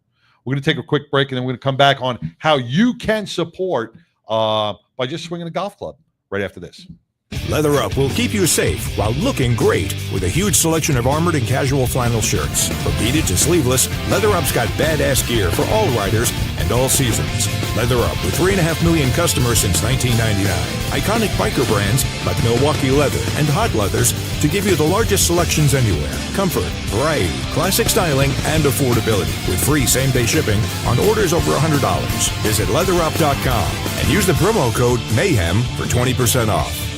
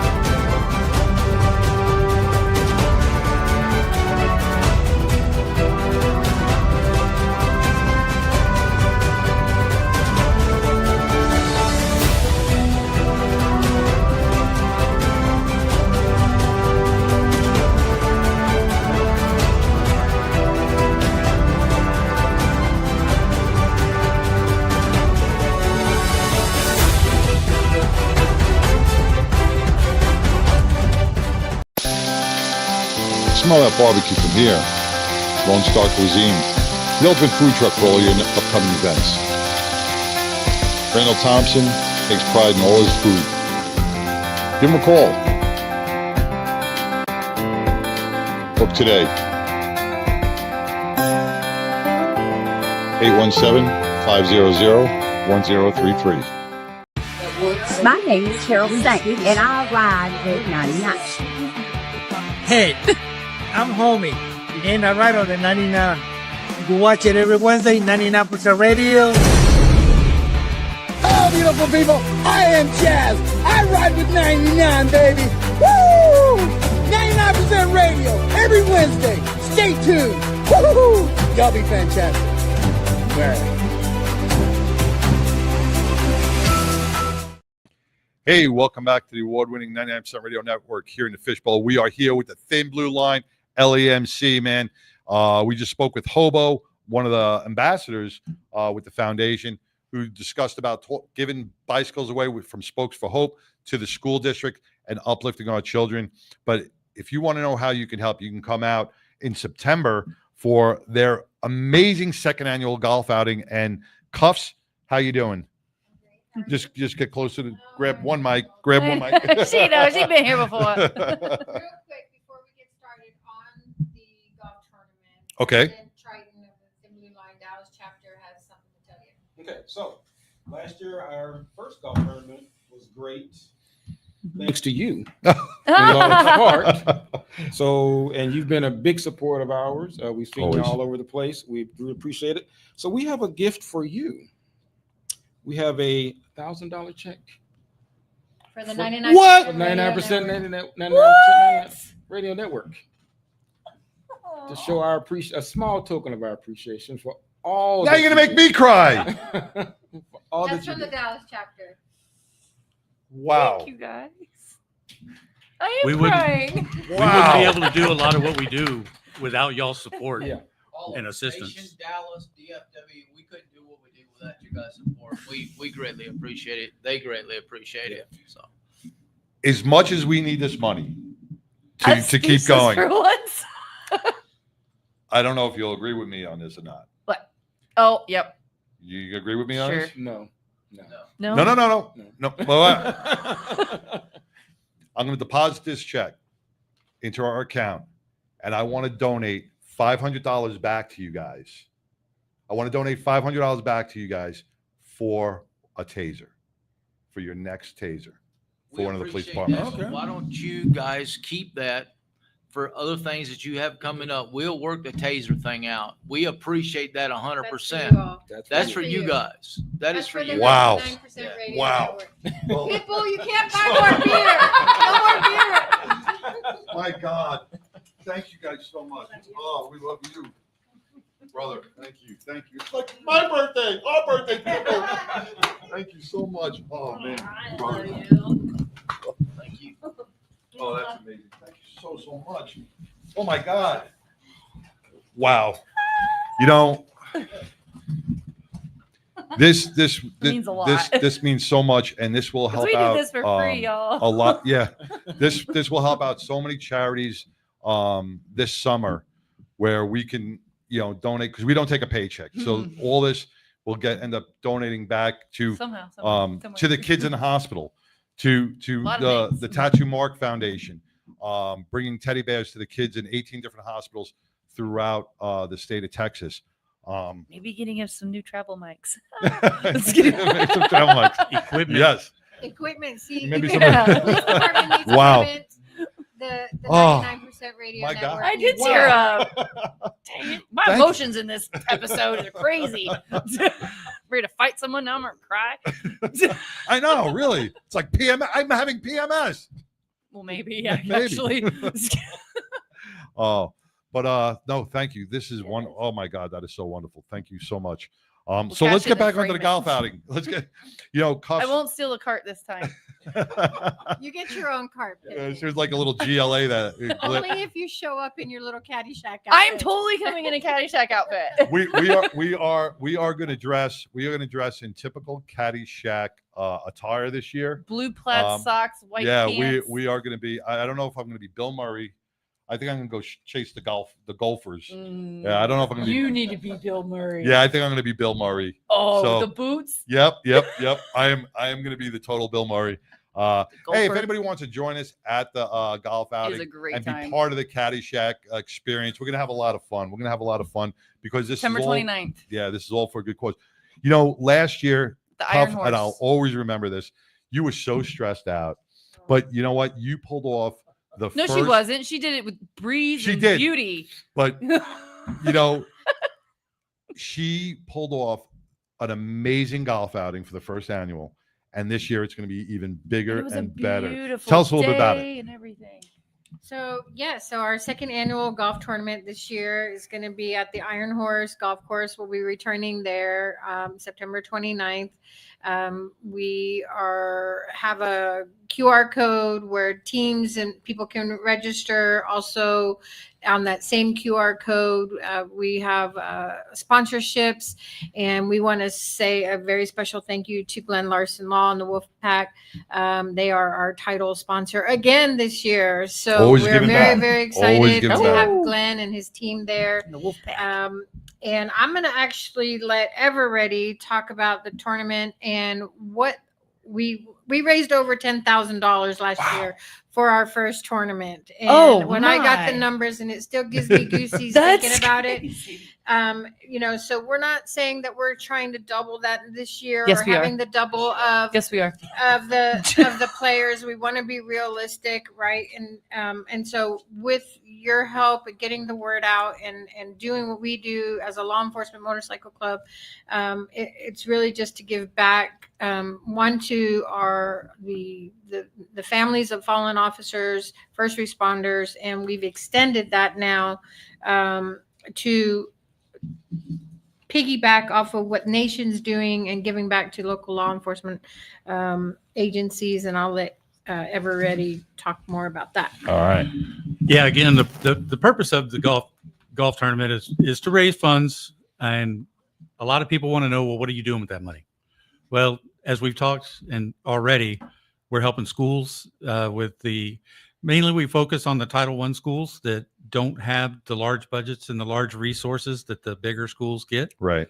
Those are the ones where your teachers are spending up to $5,000 of their own money throughout the school year just for basic supplies for these kids. Yeah, I mean, my niece and my daughter are both school teachers in different districts out here, and when just before school starting, they stress out that they spend a couple of $1,000s just decorating the classroom to make it presentable for the children, and they got to buy all this stuff and cubby holes and everything, and it's a lot on a teacher. It is. And in addition, we're the primary thing that we always watch for is any fallen or severely injured law enforcement. We make sure that their families are taken care of in their time of need. We do what we can with what we have and based on what their needs are. I don't mean to cut you off, because I just want to educate some of our audience that are not law enforcement. You know, when a law enforcement officer gets shot or he gets injured in the line of duty, everybody who is outside the realm thinks, oh, big paycheck for that officer. Insurance money is going to kick in, but sometimes it could take up to a year, if not longer, for insurance money or settlements to be funded to the family. But the mortgage company don't care about that. The electric company don't care about that. The car payments don't care about that. The food bill doesn't care about that. These families of those injured officers who are out of work, not collecting a full paycheck, still have bills to pay. So this gets them over that big hump. It gets them to survival mode until that a year from now or 2 years from now or whenever compensation can kick in, right? This is a life-saving lifeline. Correct. Yeah, and that's the main focus of what we try and do is and then as we talked about earlier, some of these smaller law enforcement agencies as we get to more of these outlying events. Yes, we're the Dallas chapter, so our focus is in the Dallas area. Right. However, if there's some of these smaller departments right outside of Dallas, because let's face it, Dallas PD, for the most part, they get a budget. Right. A lot more than these smaller outlying cities that don't get that kind of budget because they're small and they just don't get the tax base that the other bigger cities do. So that's the other thing that we want to do, is start always looking out for those. We are not in this to make money. We're not rich by any means. Yes, we made 10,000, but again, it goes back out. It goes back. It goes back out to the community. Yes, that's right, and that's the goal on this one too. Is we don't have any specific things yet that we're saying definitively this X amount of money is going to this specific place. We're working on identifying what those needs are, but there's a multitude of them out there. And that's what you have to be, and that you have to do your homework. You have to do your homework. So when the money does come in, and like 99.9% of the clubs out there that raise money, they don't none of them take paychecks. None of them, go on these lavish. Every dime that they pull in, besides administration expenses, goes out. So you have to be weary on where that money goes. You have to make a decision on who the prioritize. And that's why you have board members, and you come together collectively and you say, okay, this person needs something a little bit more. We'll do this next time for somebody else. So for anybody who says like $10,000, that's really not a lot of money when in retrospect, when it comes down to a fallen officer when you and think his family. Tasers are six. When you think just 3 tasers is $6,000. It doesn't even the $10,000 paycheck wouldn't outfit the whole department, which is, it's the true facts. And a lot of our people that are not in the law enforcement realm don't know that. They think the Dallas budget. They think, the city's going to boom, a couple $1 million and everybody's good. That's right? what I assumed. That's what Right. I assumed. I didn't know that the officers had to pay, which same thing, like I keep bringing up teachers. Teachers have to pay for their stuff. That's what I didn't realize, that the police officers were doing that too. The only one that gets who wins out of this is the firefighters, right? You guys know. The hose draggers? The hose draggers. Hey, those guys are all great too. But we support our fellow yes, first responders, our friendly banter. Yes, friendly banter. Yep. And we have a multitude of sponsors this year, and we're also, we're looking for sponsors. I just got to mention just a few. Yep. Obviously, Glenn Larson Law, 99% Radio Network. We're going to have a hole. We're going to have our 99% Radio Yes, Network. you're going to have your own hole. You're going to have a hole. Your hole's going to be out there? Yes, we're going to sponsor the hole. We've got Cabin Enterprises, who graciously donated the cost for our food. Breakfast is going to be provided by Iron Horse, but that's paid for by Cabin, as well as our lunch. Our lunch is going to be provided by QTC Barbecue. Ooh. They are the same my 3 favorite letters. caterer and award-winning barbecue smoked meats, and you can find them at QTC Barbecue on Facebook. Shadow Systems Corp, they're donating an MR92 Elite pistol. They donated one last year. They're doing that again this year. It's valued at over $1,000. It's a 9mm. JRB Adventures Alliance with Deanie's Embroideries. They donated last year all of our cooling towels for each player. So they'll be doing that again. Yeah. It was a little warm. A little bit. But it was nice weather. It was definitely nice weather. Nice weather. Nice right? weather. Diamond 3D Apiary out of DeBerry, Texas. He's a beekeeper, and he is donating, some donations, as well as Texas Harley, Fort Worth Indian, Longhorn Harley. They're all coming in and supporting us with some donations and goodie bags and raffles, things of that nature. But ultimately, we need the players to come and register using the QR code. I think you have the flyer. We even put it up on our event page too, that we'd be live there. So it is on our event page with the flyer and the QR code and everything on there. And we are still trying to get some sponsors. If you follow the QR code, there's a tab on the top of that page that says sponsor. You can click on that and see some of the things. Aside from being the title sponsor, Glenn Larson's we already have one of the specialty holes, which is the longest drive. He's going to do that. There will be a prize to be won, which is actually a massage gun. Oh, one of those massage guns that you have one of those, don't you? I do, actually. And then I believe Glenn is also providing all the beverages, not adult beverages, people, Glenn. adult beverages from the beverage cart at the hole that he'll I be feel like at. I got a reputation happening here. Well, you think? Just a little one. Well, I gotta give a big shout out to the girl who was driving the beverage cart. Yes. Oh my gosh, Oh I my- love her. she was but she was amazing. amazing. She just still works there. Oh. I confirmed. Yeah, She's you got to still there. recommend There was some like lemonade thing and then a Bloody Mary the thing. Bloody Mary thing. See, Oh, I mean, yes. Right a after year later, we're remembering her Bloody Mary. Well, right after I stole the golf cart, I went looking for you. And that was the first thing I ran into was the beverage cart. I was like, hey, because that's what got me out of bed. I was at home. Oh. Beverage cart. Well, no, I saw you guys were doing a video with a beverage lady getting a drink. And I was like, I can make it there. Yeah. So I put on my little golf outfit, got there, stole the cart, and met you at the beverage Yeah, cart. And you showed up right at the beverage cart. It was like magic. It was the place to be. Everybody over at Iron Horse was phenomenal. It's a beautiful course, It's too. a beautiful course. And from the staff to the wait staff Super to friendly. the beverage cart girl, whoever she was just amazing. But if you're asking yourself, how can I be a part of this? Well, you could put a foursome or 2 teams, whatever you want to do on a corporate level. Or you could sponsor a hole, right? You could sponsor a hole, put your name at the hole, and they'll put a sign up there. So if you can't make it out there with a team, you can sponsor a hole, sponsor some prizes, make some donations. You also had the silent auction last year. Yeah, we did. Yes, I got the Harley blanket.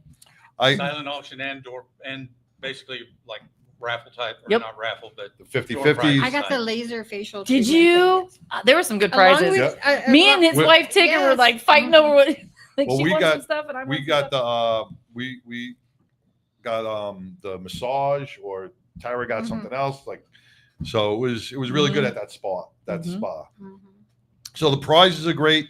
The atmosphere is fun. A lot of Great venue, space. It's good meet all and of it. greet.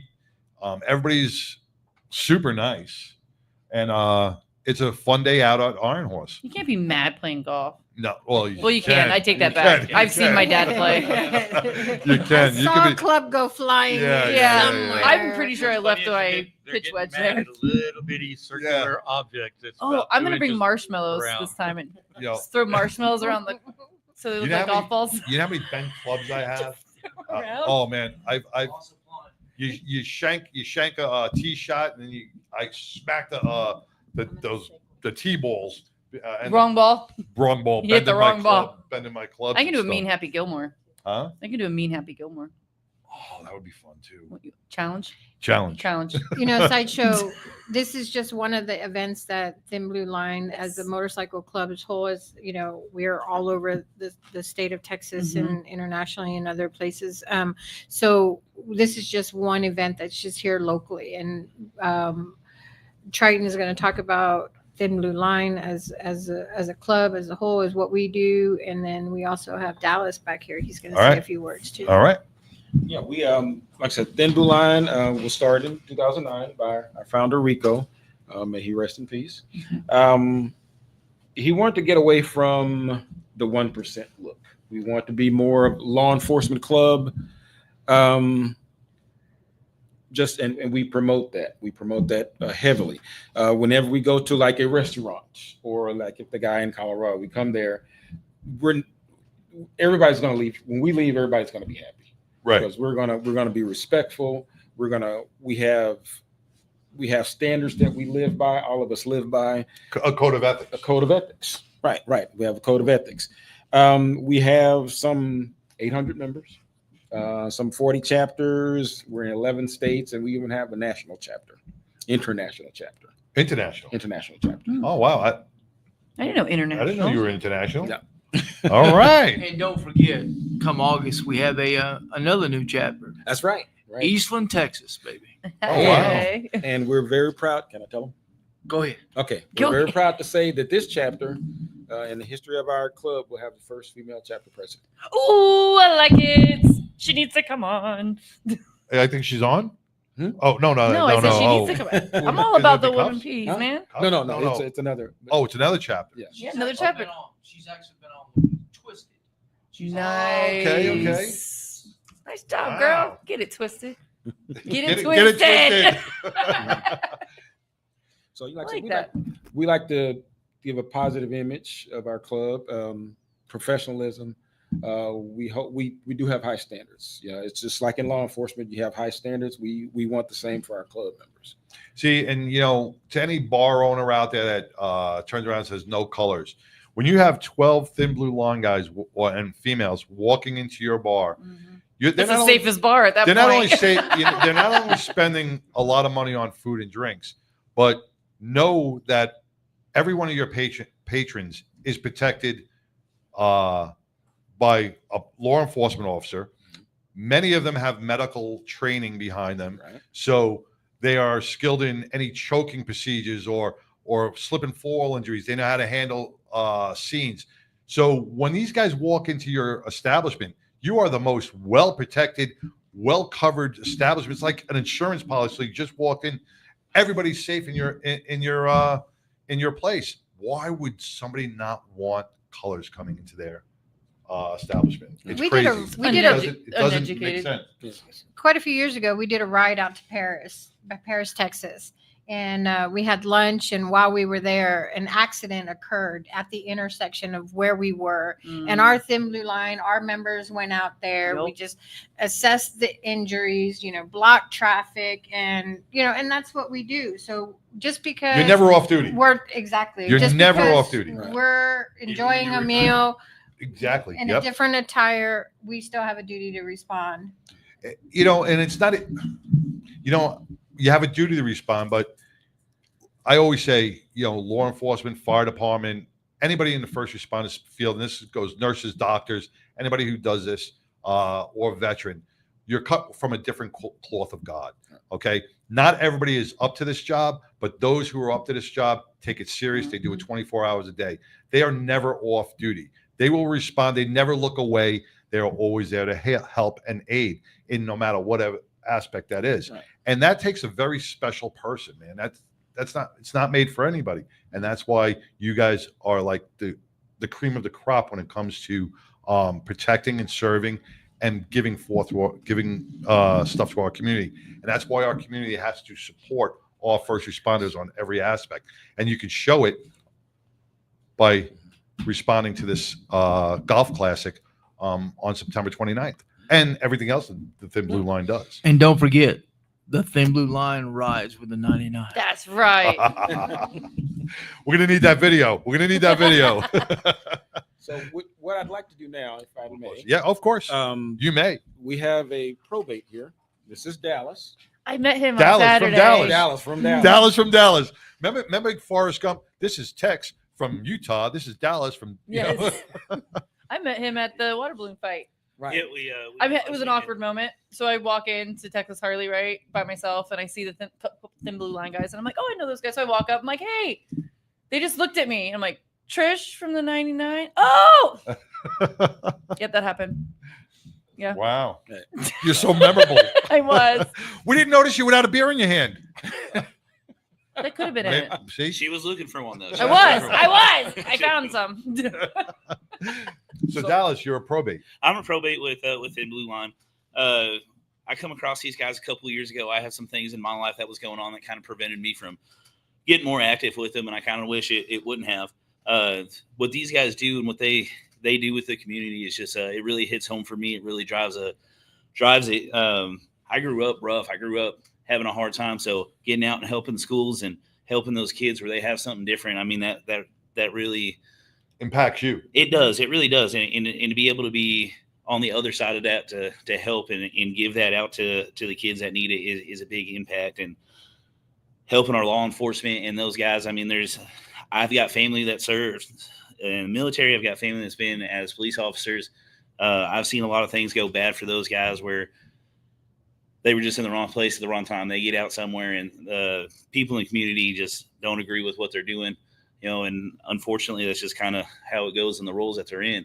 But to be able to get out there and help them out and show that not everybody's that way, that we can support them, that we're there to support them. We can get a community together and help people, and being a part of that it just really means something different. Like giving the kids the bikes. You're a probate. So explain what a probate is.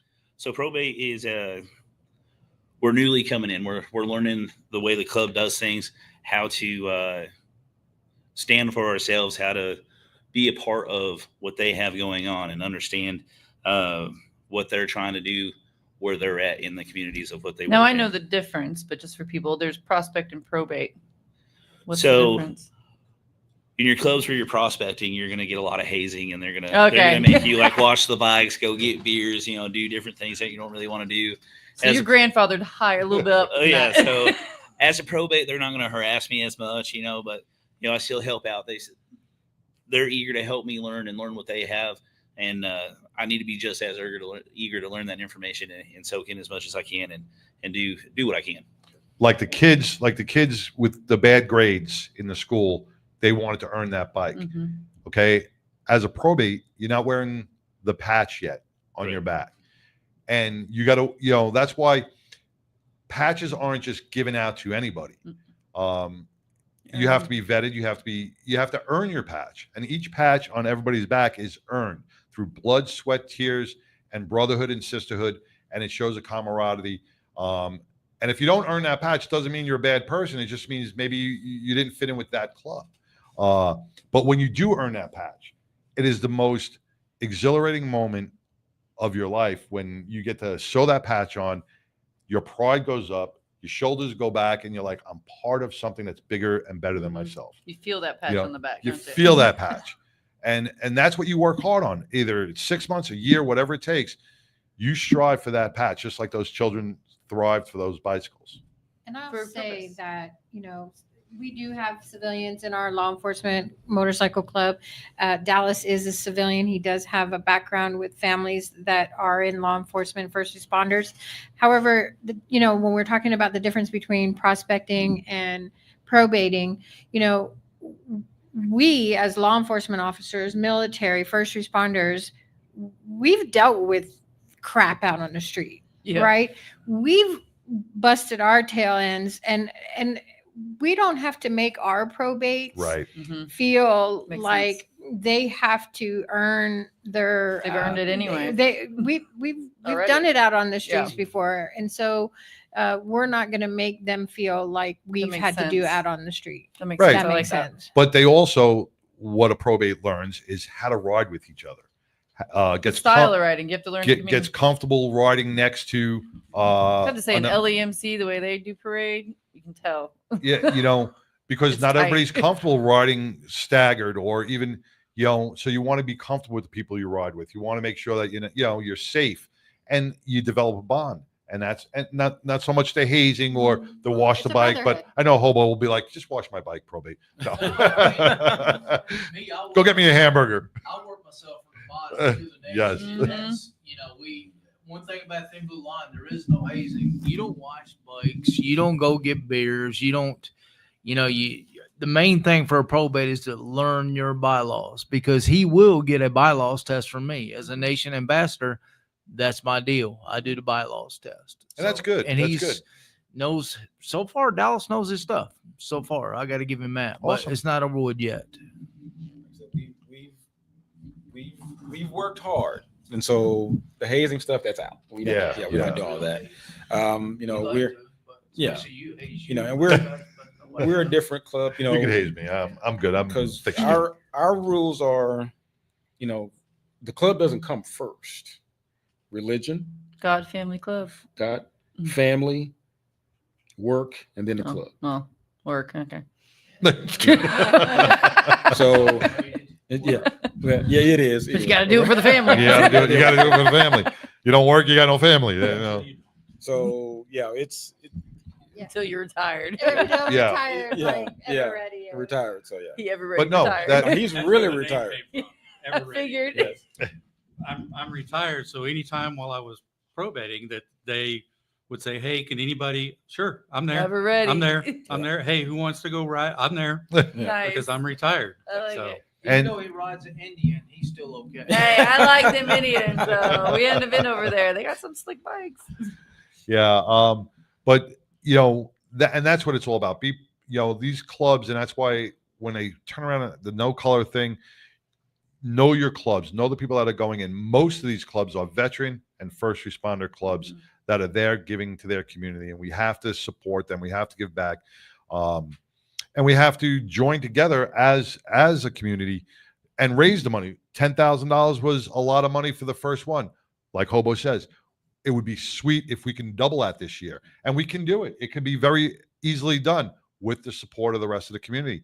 And donate $100, $500, whatever you can. It all adds up, and at the end of the day, all this money goes back into the community, and you could say you were part of that. Right. Yeah, every bit of it goes back to the community. We don't have any overhead costs. Everybody here is volunteer. Right. Everything on my bike, I paid for. Right. Gas, everything. Nobody. Yeah. Right. Doesn't come out the pot. Everything. I mean, we pay dues. Yeah, nothing goes to any of the members. Everything goes back out to the families and the people we support. The Thin Blue Line runs all these community events for the community. They also support our biker community by riding down to Austin and keeping legislation the way it's supposed to be, fighting for bikers' rights, fighting for safer laws for bikers. I know you guys ride those rides every year to Austin, and you get down in front of the women and the congressmen, and you say, hey, as a biker, this is what we need. So it's not only about the community and giving back monetarily. They take the time away from their families to help make a safer community for all of our bikers throughout the state of Texas. So that's another thing you guys do each and every year. So it's not just about getting on a bike and going out to the local burger shop. There's a lot of work behind it. All right. You got any more events besides this one, which we will have up on our webpage, and we'll have it up on our Facebook page. And where else? See us in Caddyshack outfits. You'll see us in Caddyshack outfits. Anything else, guys? You guys are good? All right. Thank you you guys are again more than for welcome to doing stay for the Mongo log, because we're going to take a quick break. And we're going to hear from Mongo, who is over in Stuck in Cali. Southern Cali. But see, they don't go up into the vineyards of the wine country. In the States. In the States. We're going to hear from Mongo. We're going to get his perspective on what's going on in LA from California right after this message. My name is Art Lee. I invented LifeVac to protect my family. Protect your family. Buy LifeVac now. Thank you, Daddy. That was us over 10 years ago. Now, LifeVac is responsible for saving over 2,000 lives from choking. We started this company in our garage, just hoping to make a difference, because over 5,000 lives are needlessly lost each year to choking incidents. Help LifeVac on our mission to save lives. In the time it takes you to pick up the phone and call, another life could be saved. LifeVac's patented design creates a one-way suction to remove food or objects obstructing airways. All you have to do is place, push, and pull. And just like that, LifeVac can save a life from choking. Quite frankly, I thought I was going to die. The LifeVac saved my life in 1-2 seconds. Get your very own LifeVac now and get 20% off. Visit lifevac.net or call 877-LifeVac. As my personal promise to you, if you order a LifeVac and have to use it, LifeVac will replace it free. LifeVac works on adults, teens, or toddlers and can be ready in seconds and last a lifetime, guaranteed. Best of all, you can even use a LifeVac on yourself, the elderly, physically impaired, or those that other methods may not be possible or are dangerous. In the event of a choking emergency, you could save a life, even your own. Thank you, Daddy. Life is precious and time matters. Choking can happen anywhere. Help us put a LifeVac in every home, school, restaurant, car, office, everywhere. Protecting families has always been our mission. I'm sure you love your family like I love my daughter. Do us all a favor and get your own LifeVac now. LifeVac saves lives. Order one for your home, the office. It also makes a great gift. Use promo code Jackie and save 20%. Don't wait another minute. A life might depend on it. Go to lifevac.net or call 877-LifeVac. That's lifevac.net or 877-LifeVac. Order now. Smell that barbecue from here. Lone Star Cuisine, the ultimate food truck for all your upcoming events. Randall Thompson takes pride in all his food. Give him a call. Book today. 817-500-1033. My name is Cheryl Sankey, and I ride with 99. Hey, I'm Homie, and I ride on the 99. You can watch it every Wednesday, 99% Radio. Hello, beautiful people. I am Jazz. I ride with 99, baby. Woo! 99% radio every Wednesday. Stay tuned. Woo! Y'all be fantastic. All right.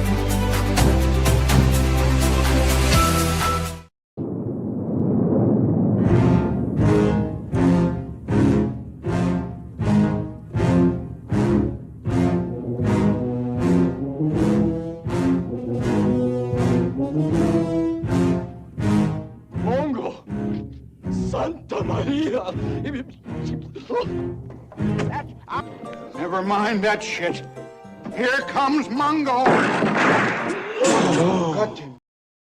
Mongo! Mongo. Hey, what's happening? What's happening, Kata? Another day in paradise out here in Northern California. I thought I'd never hear that sentence. Another day in paradise in California? You know, Mongo, I know you're not anywhere close to where all the Closer than we are. The riots are happening and everything. What's the tempo like in California in general? Do you know?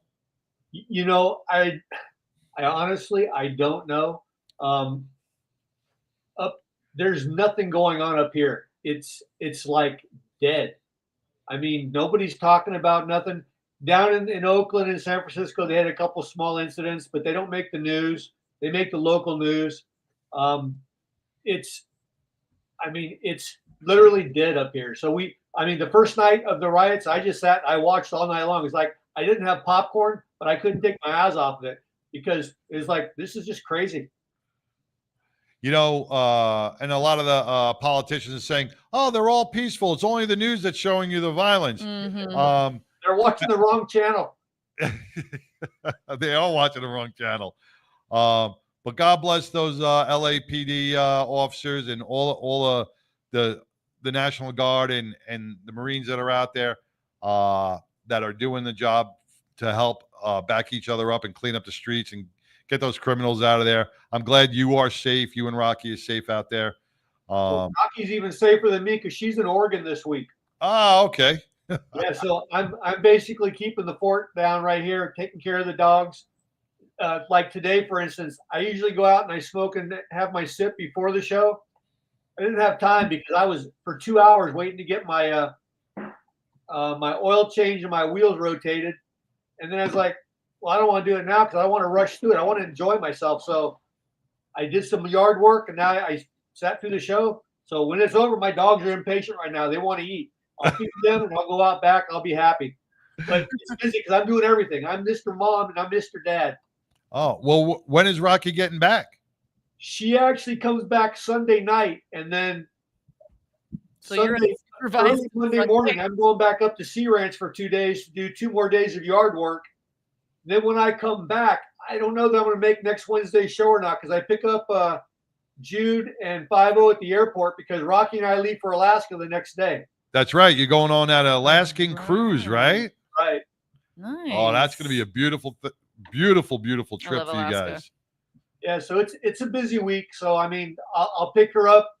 It's about an hour and a half drive to pick her up, and then get back late, get up early, drive all the way back up the coast again, and then 2 more days of yard work. Man, I feel like yard work's a code he's using. Yeah, I can't. it is There's code. like 3 days of Yeah, yard work. yard work is drinking. I think it's drinking and smoking. I think he's But himps and hounds. I think Rocky will check. Rocky will be like, hey, you didn't cut the lawn. Oh no. Well, she's not going with me up there. She'll see what I did down here. But I do post pictures, let her know what I've done and let her know how hard I work. So she feels sorry for me upon my return. Ah, there you go. You get a little man love then. Gratuities accepted. Well, hey, now I'm sure the Mongo log, because you prepare your Mongo logs prior to the weekend, and I'm sure there's nothing on what's going on the LA. So I am looking forward to what you have in store for us on this week's Mongo log. Yeah, this one is it's actually, I wrote this one probably about 3 or 4 weeks ago, but other things came up, so I kept pushing it back and moving something else ahead. I was like, you know what? I got to get this one out of the way so that I can move on. It's not boring, but it's slightly dated, but not too bad. All right. Well, we are waiting to hear the monologue from your perspective. All right, here we go. All right. Gun control activist David Hogg has been hit with allegations of the spending practices of his group Leaders We Deserve Political Action Committee. Just 2 weeks into his tenure as the DNC vice chair, Hogg has been using the party's contact list to send out donation requests for his own political action committee, the aforementioned Leaders We Deserve. According to the Federal Election Commission records, this PAC pays him over $100,000 a year. This amount, in my opinion, given his lack of experience, is an amazing amount of money for such a pencil-neck geek. The word experience encompasses a broad range of activities or events that one has encountered or lived through. It's the accumulation of knowledge or skill that results from direct participation or observation. On the other hand, expertise is a more specialized term, referring to the mastery or advanced proficiency in a particular subject, field, or skill set. This is only my personal opinion here, but David Hogg has neither.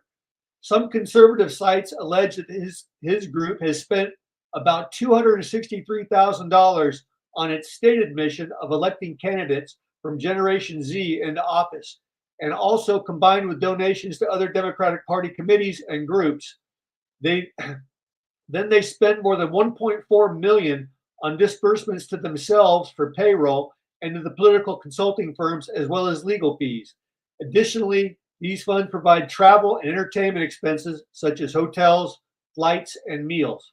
Conservative outlets are reporting that the group spent comparably little on actual candidates as opposed to travel and expenses. You know, wasteful and fun shit. On May 13th, the credentialing body of the Democratic National Committee voted to void their February election, which elected the young activist David Hogg to one of the party's 5 vice chair positions. Hogg has been vocal in his criticism of ineffective Democrats who he says have been asleep at the wheel and failed to mount an effective challenge to Trump's presidency. The threat to primary even safe seat Democrats has drawn criticism from the old guard of the party.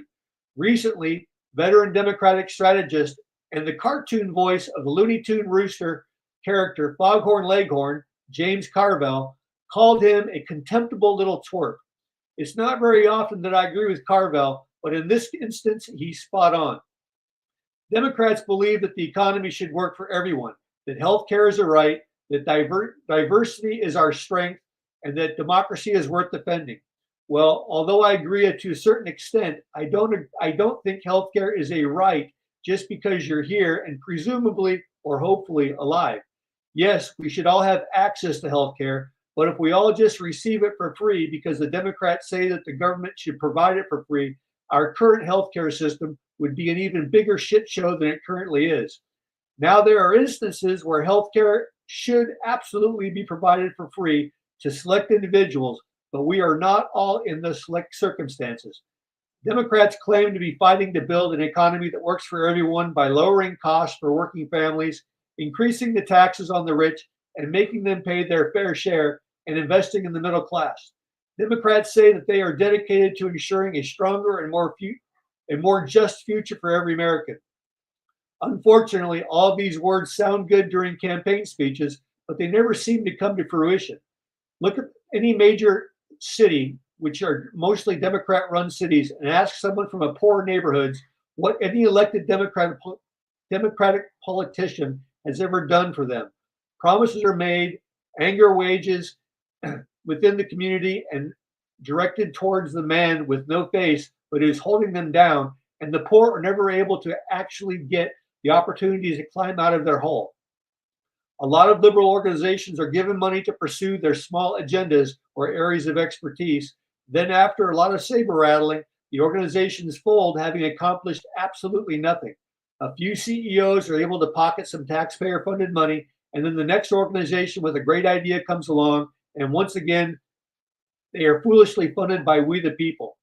According to a report from Politico, the current Democratic Party appears to be shaken. It's said that the centrist members of the Democratic National Committee think that the party is too woke, and one even said that she doesn't want it to become a freak show. Apparently, she doesn't pay attention to the daily broadcast news or social media accounts of the current Democratic Party. The freaks are making a great deal of noise, but aside from some attention on local news, no impact is really ever made. It should come as no surprise the Democratic Party, which has abandoned the working class people, would find that the working class has actually abandoned them. While Democratic leadership defends the status quo, the American people are angry and want change, and they're right. Instead of recognizing why Trump voters love the man, Democrats continue to sneer at them and insult their intelligence by calling them names and him a thug or a criminal and worse. During the 2-year period between 21 and 22, when the Democrats held a governing trifecta controlling the House, the Senate, and the White House, and could pretty much do as they pleased, they pursued policies that contributed to excessive inflation and an explosion in cross-border illegal immigration. So on the next national election day, Democrats paid the price for that. For a short period, the country was given a small taste of a completely liberal government. The left lost their collective minds like a crack whore desperately willing to do whatever is necessary to feed her next addiction while screwing the country. Hopefully, conservatives will not squander their current and possibly brief opportunity of being in control. If they do well in this short window of time, maybe they will be able to add their majorities. Unlike many of our politicians, we the people are in this thing called living in America for life. Politicians, on the other hand, come and go. Our lives, however, keep going until we die. Let's honestly stop worrying about political parties and start working to improve this country, the quality of our lives, and the continued existence of this young experiment called America. To hear a lot of the post-election buzz from every direction, the Democratic Party has a terrible attitude problem. It's full of arrogant elitists and self-important political consultants for whom much of America is terra incognita. While the Democratic leadership defends the status quo, the American people are angry and they want change. Many of the more introspective Democrats say that Trump didn't deserve to win, but we didn't deserve to lose. The Democrats need to thoroughly examine what happened and why. But in that spirit, they won't automatically assume the problem was a bad collective attitude or an inability to relate to people who ultimately changed and voted Republican. They continue to insist that they know what is best for the people who are just not that well informed. I'll say this for them, they are the ones who are ill-informed, and the left-leaning media continues to paint Democratic leaders as being on the right track while America declines under President Trump. Democrats continue to insist that Trump is the wrong track. According to them, his political policies predictably will backfire on him, and the Republican Party will pay the price as well. Now, moving forward, Democrats should open their minds and take a break from the left-leaning media and the bullshit that they spew. Stop beating yourselves up for not getting Trump voters and begin reconsidering how Democratic policies actually affect voters and how they sound good on paper, but never really work in reality. For all Democrats, if you do this, you might just stand a chance of getting your backward asses back into power. I'm just a thoughtful conservative redneck. Some may even think that I'm full of shit. I'm convinced that cross-dressers are a very small but vocal group of clowns that don't amount to a very large contingency of voters to affect any outcome. Democrats need to stop acting like they are in a significant voting bloc. Putting a dress and lipstick on a hog, even David Hogg, doesn't make it pretty or a female. It's still just a pig that will wallow in the mud just to be happy to stay cool. And that, my friends, is that. Whiskey improves with age, and I improve with whiskey. My name is Mongo. Whiskey goes in, wisdom comes out. I smoke cigars and I know things. Mongo is out, and now back to you in the studio. Man, Mongo, you hit that one right on the head. I remember back when we had bipartisan, government where, we disagreed on some issues, but you know what? At the end of the day, it was all for the people. We came back and we made things better. Yeah. Listening to some of my friends back in New York, and following some of the stuff that's going on in New York, you look at like AOC, who has not been in her district in months, and there are Did you see the news accounts last night when they walked through her district with all the prostitutes? And I mean, yeah, no, I didn't see it last night, but I'm saying I did hear that Yeah. prostitution has overrun her streets, her district. She has not been been helping that. But everybody's got to eat. I'm not disparaging the prostitutes. I'm just saying, they can't even get into her office. They say her people, even the staff in her office, are taking 2 and 3 and 4 hour lunch breaks.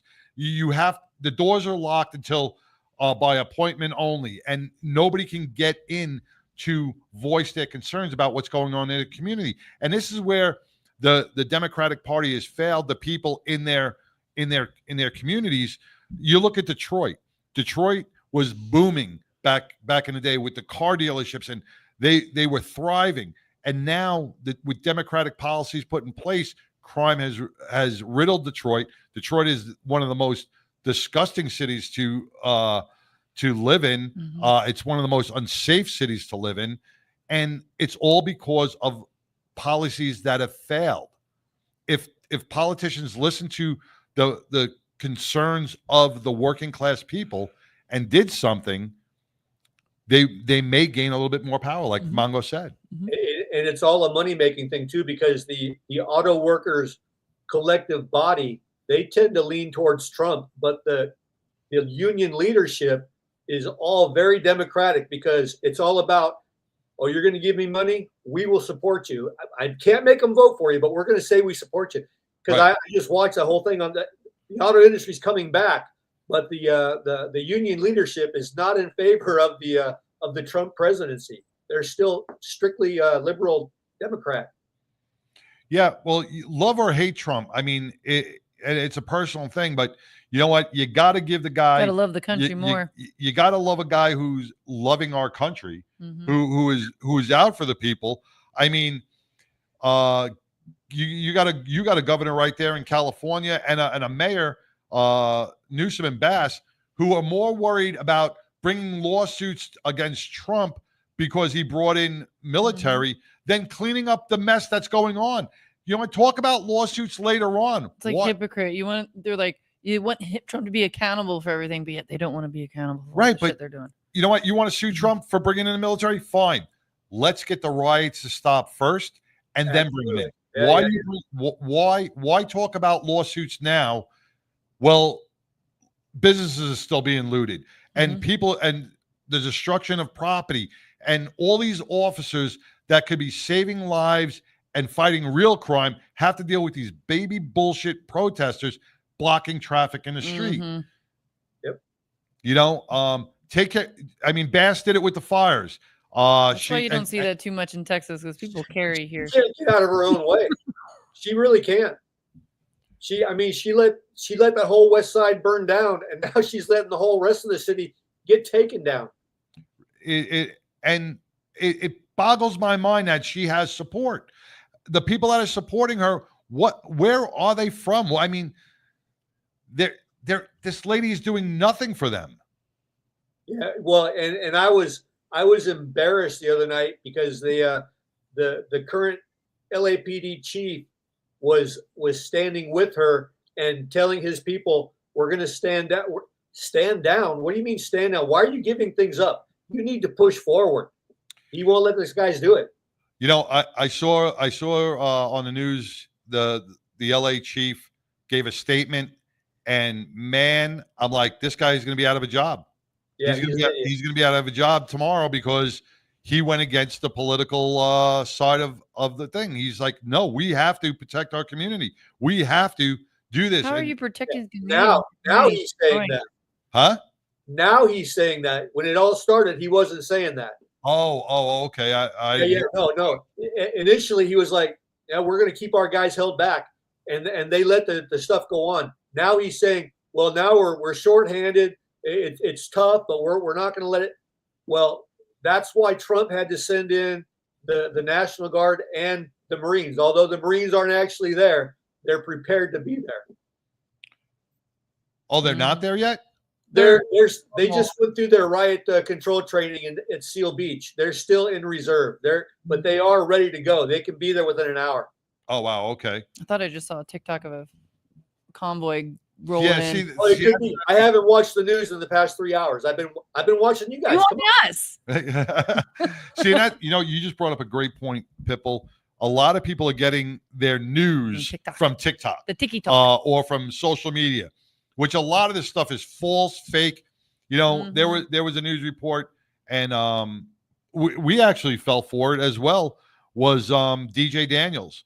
Someone put out a thing that DJ was going into ICU and he was resting in ICU and everything was all legit and the whole bit. He wasn't Found there. out today, DJ, yes, he got diagnosed with 3 new tumors, but he is not in the hospital. He is not in ICU. And Mike Barron with the Blues Magazine and Hal from Prison Tattoo are very close with that family, and they text me today and said, "Hey, listen, this is false news. I don't know where it's coming from, but it's Gotta be false careful, news." yeah. So Yeah, I saw the please same don't thing. believe everything you're reading on TikTok or Facebook or James. James. Hmm. But a lot of people are being swayed by what they are seeing on social media, and it's all false narratives. Yep. But we see false narratives between CNN and Fox. Who do you believe? Who's telling the right, who's telling the wrong? You can't just believe what people are shoving at you either. You got to take what they give you and have your own opinion too, as well. Yeah, I mean, no, you can't no. just be cattle. No, you can't. Or you can put on The View and whatever Whoopi and voice say, it's the opposite. Ducking Whoopi. Yeah. I don't even like to mention that word on here. We don't say the W word here.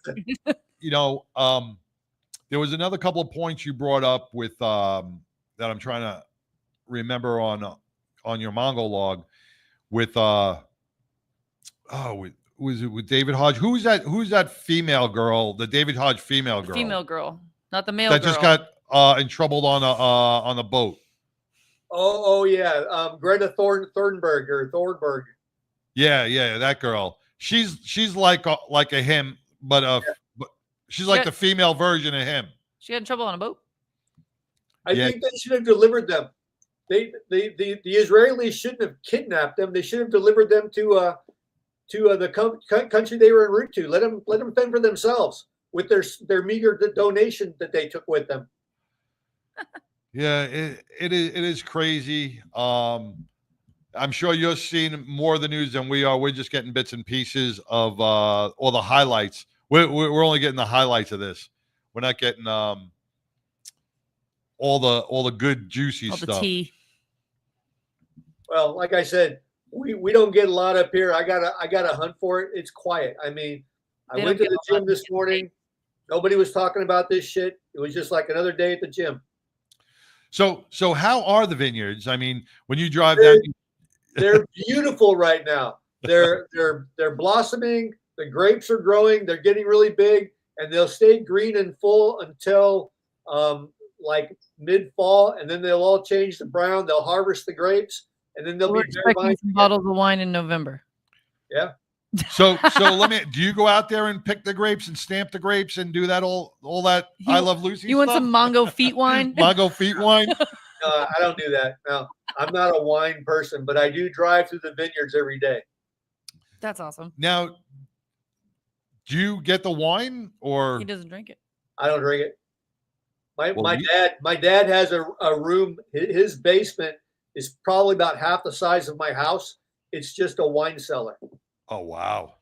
It's crazy. Oh, fancy. Yeah, fancy.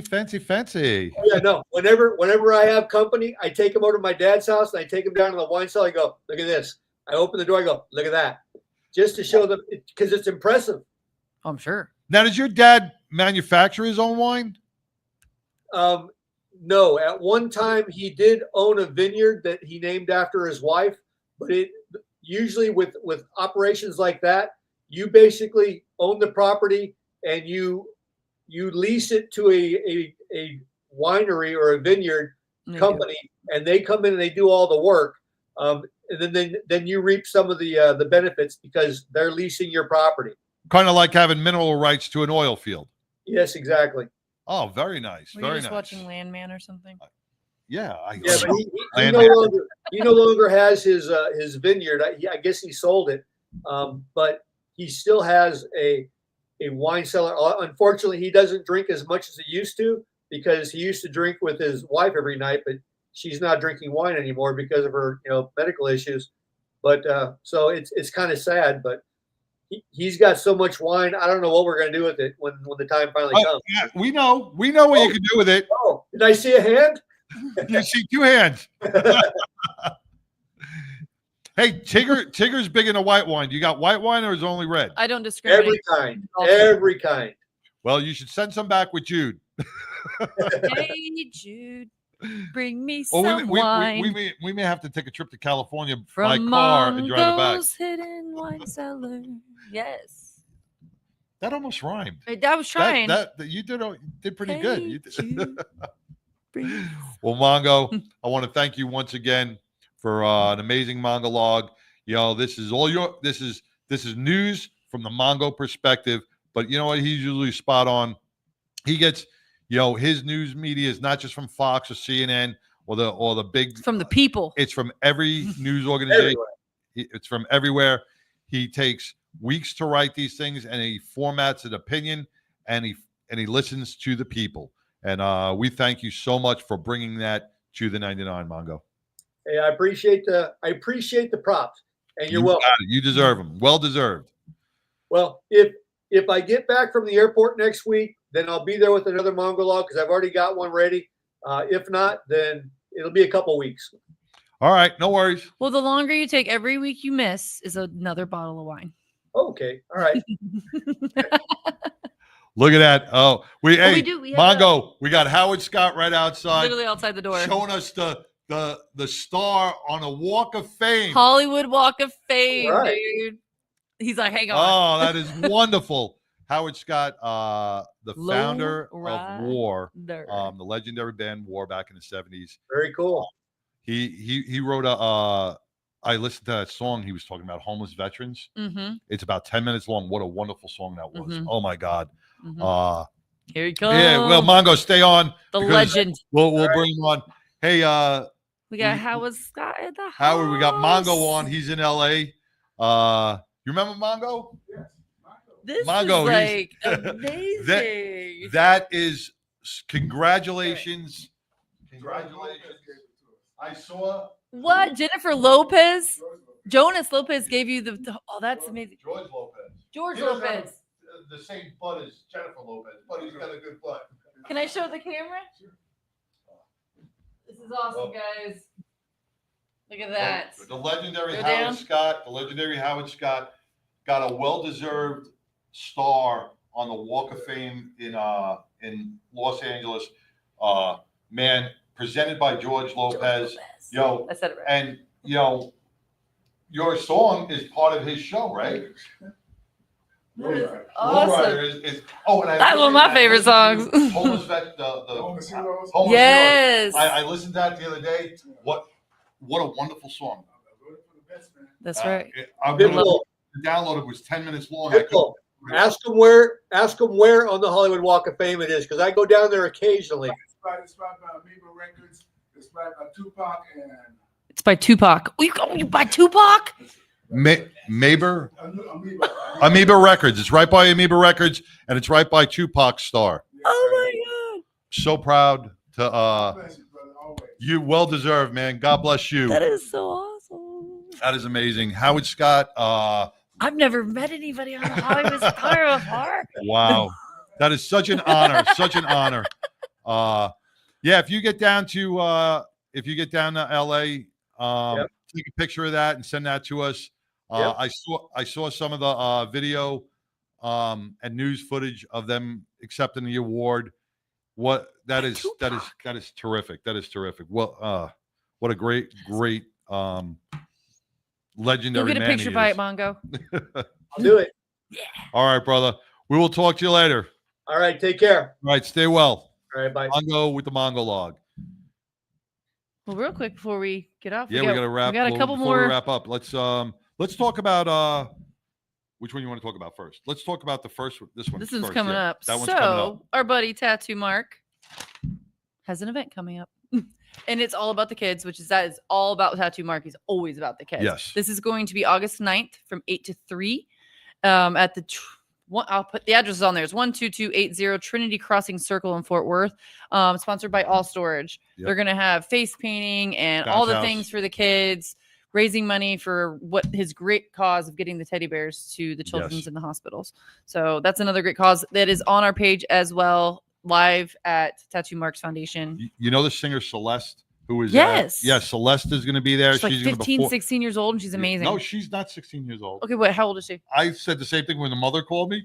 I was like, she's only. What is she, like 25? She's 22 years God. old. Yeah. but Sorry, girl. You but look she great. She looks great. She looks so young. But she's going to be You in told studio. me she was. That's why. Well, It's what I his thought. fault. That's what I thought. But she is. She's going to be in studio.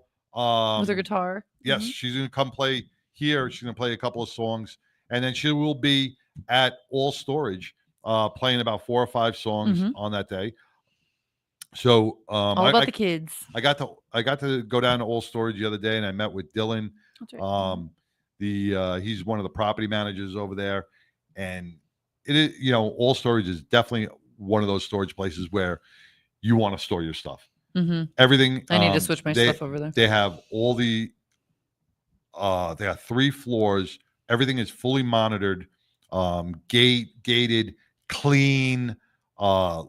Everything's lit up. Secure. So you go, yeah, it's if you're a secure, female man. walking in there, you don't feel sketched out. And the prices are good, man. The prices are real good for the storage. That's the biggest thing is the storage. Yeah, they're And not raising they're not it outrageous. every They're not 4 outrageous. months. So that's going to be the Kids Summer Bash at All Storage on August 9th. August 9th, 8 to 3. Yes. And then We got to save the date. we got to save the date. We got another outfit for you. Yeah, for the Celebrity Softball Classic. October 4th. Tickets will go on sale July 4th. But the event's October 4th. The event is October 4th, but tickets will go on sale July 4th. Go to celebritysoftballclassic.com. .org. Now bring your kids, man, because this is a family fun day where all these pro athletes, actors, and movie stars and veterans and first responders all play And softball. us. And us. Well, we And don't then- play. We just stand there and look Yeah. important with our little press pass. But it's great for the kids. TK does a wonderful thing. He puts all the kids in the front and lets them get autographs, do meet and greets with their favorite athletes. You'll have Dallas Cowboys. You'll have all these pro football players out there. All these guys. Wasn't like last year there was some like actors from Yellowstone Yeah, and stuff yep, like that. So yep. yeah, and then probably with all the stuff that's being filmed here in Texas, there's a people lot. from Yellowstone, the Chosen, and the Ozarks. And you had people from and cast from the Ozarks, and you never know who else is going to show up this year. But it's packed full. Yeah. And Chaz Taylor. And Chaz Taylor.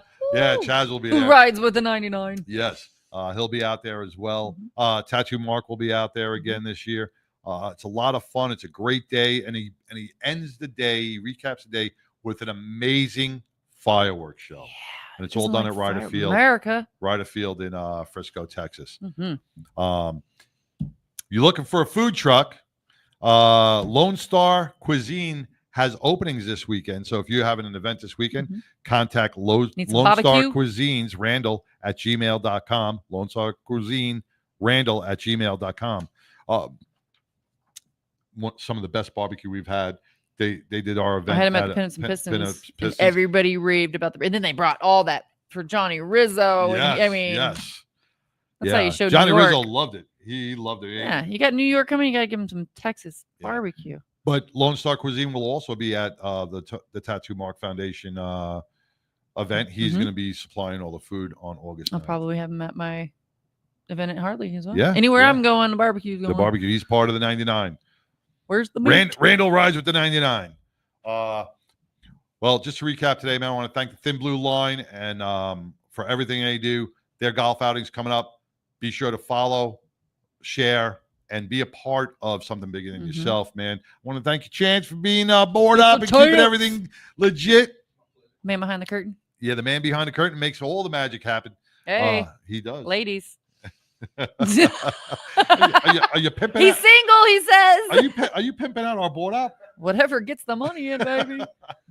Speaking about money, pimping ain't easy. Speaking about money, I can't thank the Thin Blue Line enough for this donation. This will go back to the community, believe me, in more ways than one. Thank you for everybody who's tuned in and being a supporter of the 99. We are here. We are your voice. If you want to be part of the 99, just give us a shout. Let us know. Drop. Just drop a drop. Drop. And or if you want to come in the studio and tell us what you're doing in the community, we'd love to hear it. Fishbowl has always been a voice and a radio for a reason, and we are going on our 6th year here in the studio, and we enjoy it so much. So be a part of it, man. I'm going on 2. You're going on 2. Yeah, I know. Yay. Maybe we'll get to your picture up there and maybe for the show of the year. Be official at some point. All right. Well, we're getting to that 6 o'clock hour. We made it. We did make it. And you know what? It's thanks to all our guests. Yes. And it's thanks to all our guests and supporters. It's for all our riders. And all our riders. With the 99. Yep. Thank you, Laurie Montoya, Glenn Lawson, Mongo, and Billy Ball. And Billy Ball with Hemp and Hounds. I love that. I'm love making that. a shirt that says that. Hemp and Hounds? Hemp and Hounds, dude. I know. That is so great. All right. There's so many ideas. She's part of Planet Harvest, and you can reach out to Billy on social media. And you'll catch your hearing. If you have any questions about CBD or when THC. she's on live too, chime in when she's on. Yeah. We can read your questions while she's on air. Yep. And if you want to be part of the show, let me know, because our phone lines no longer work because we got rid of Skype. We didn't pay our bill.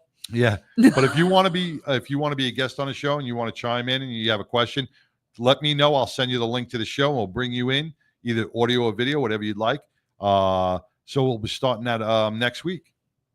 Sounds good. And if you could be anything in this world, be kind. Be kind. Peace.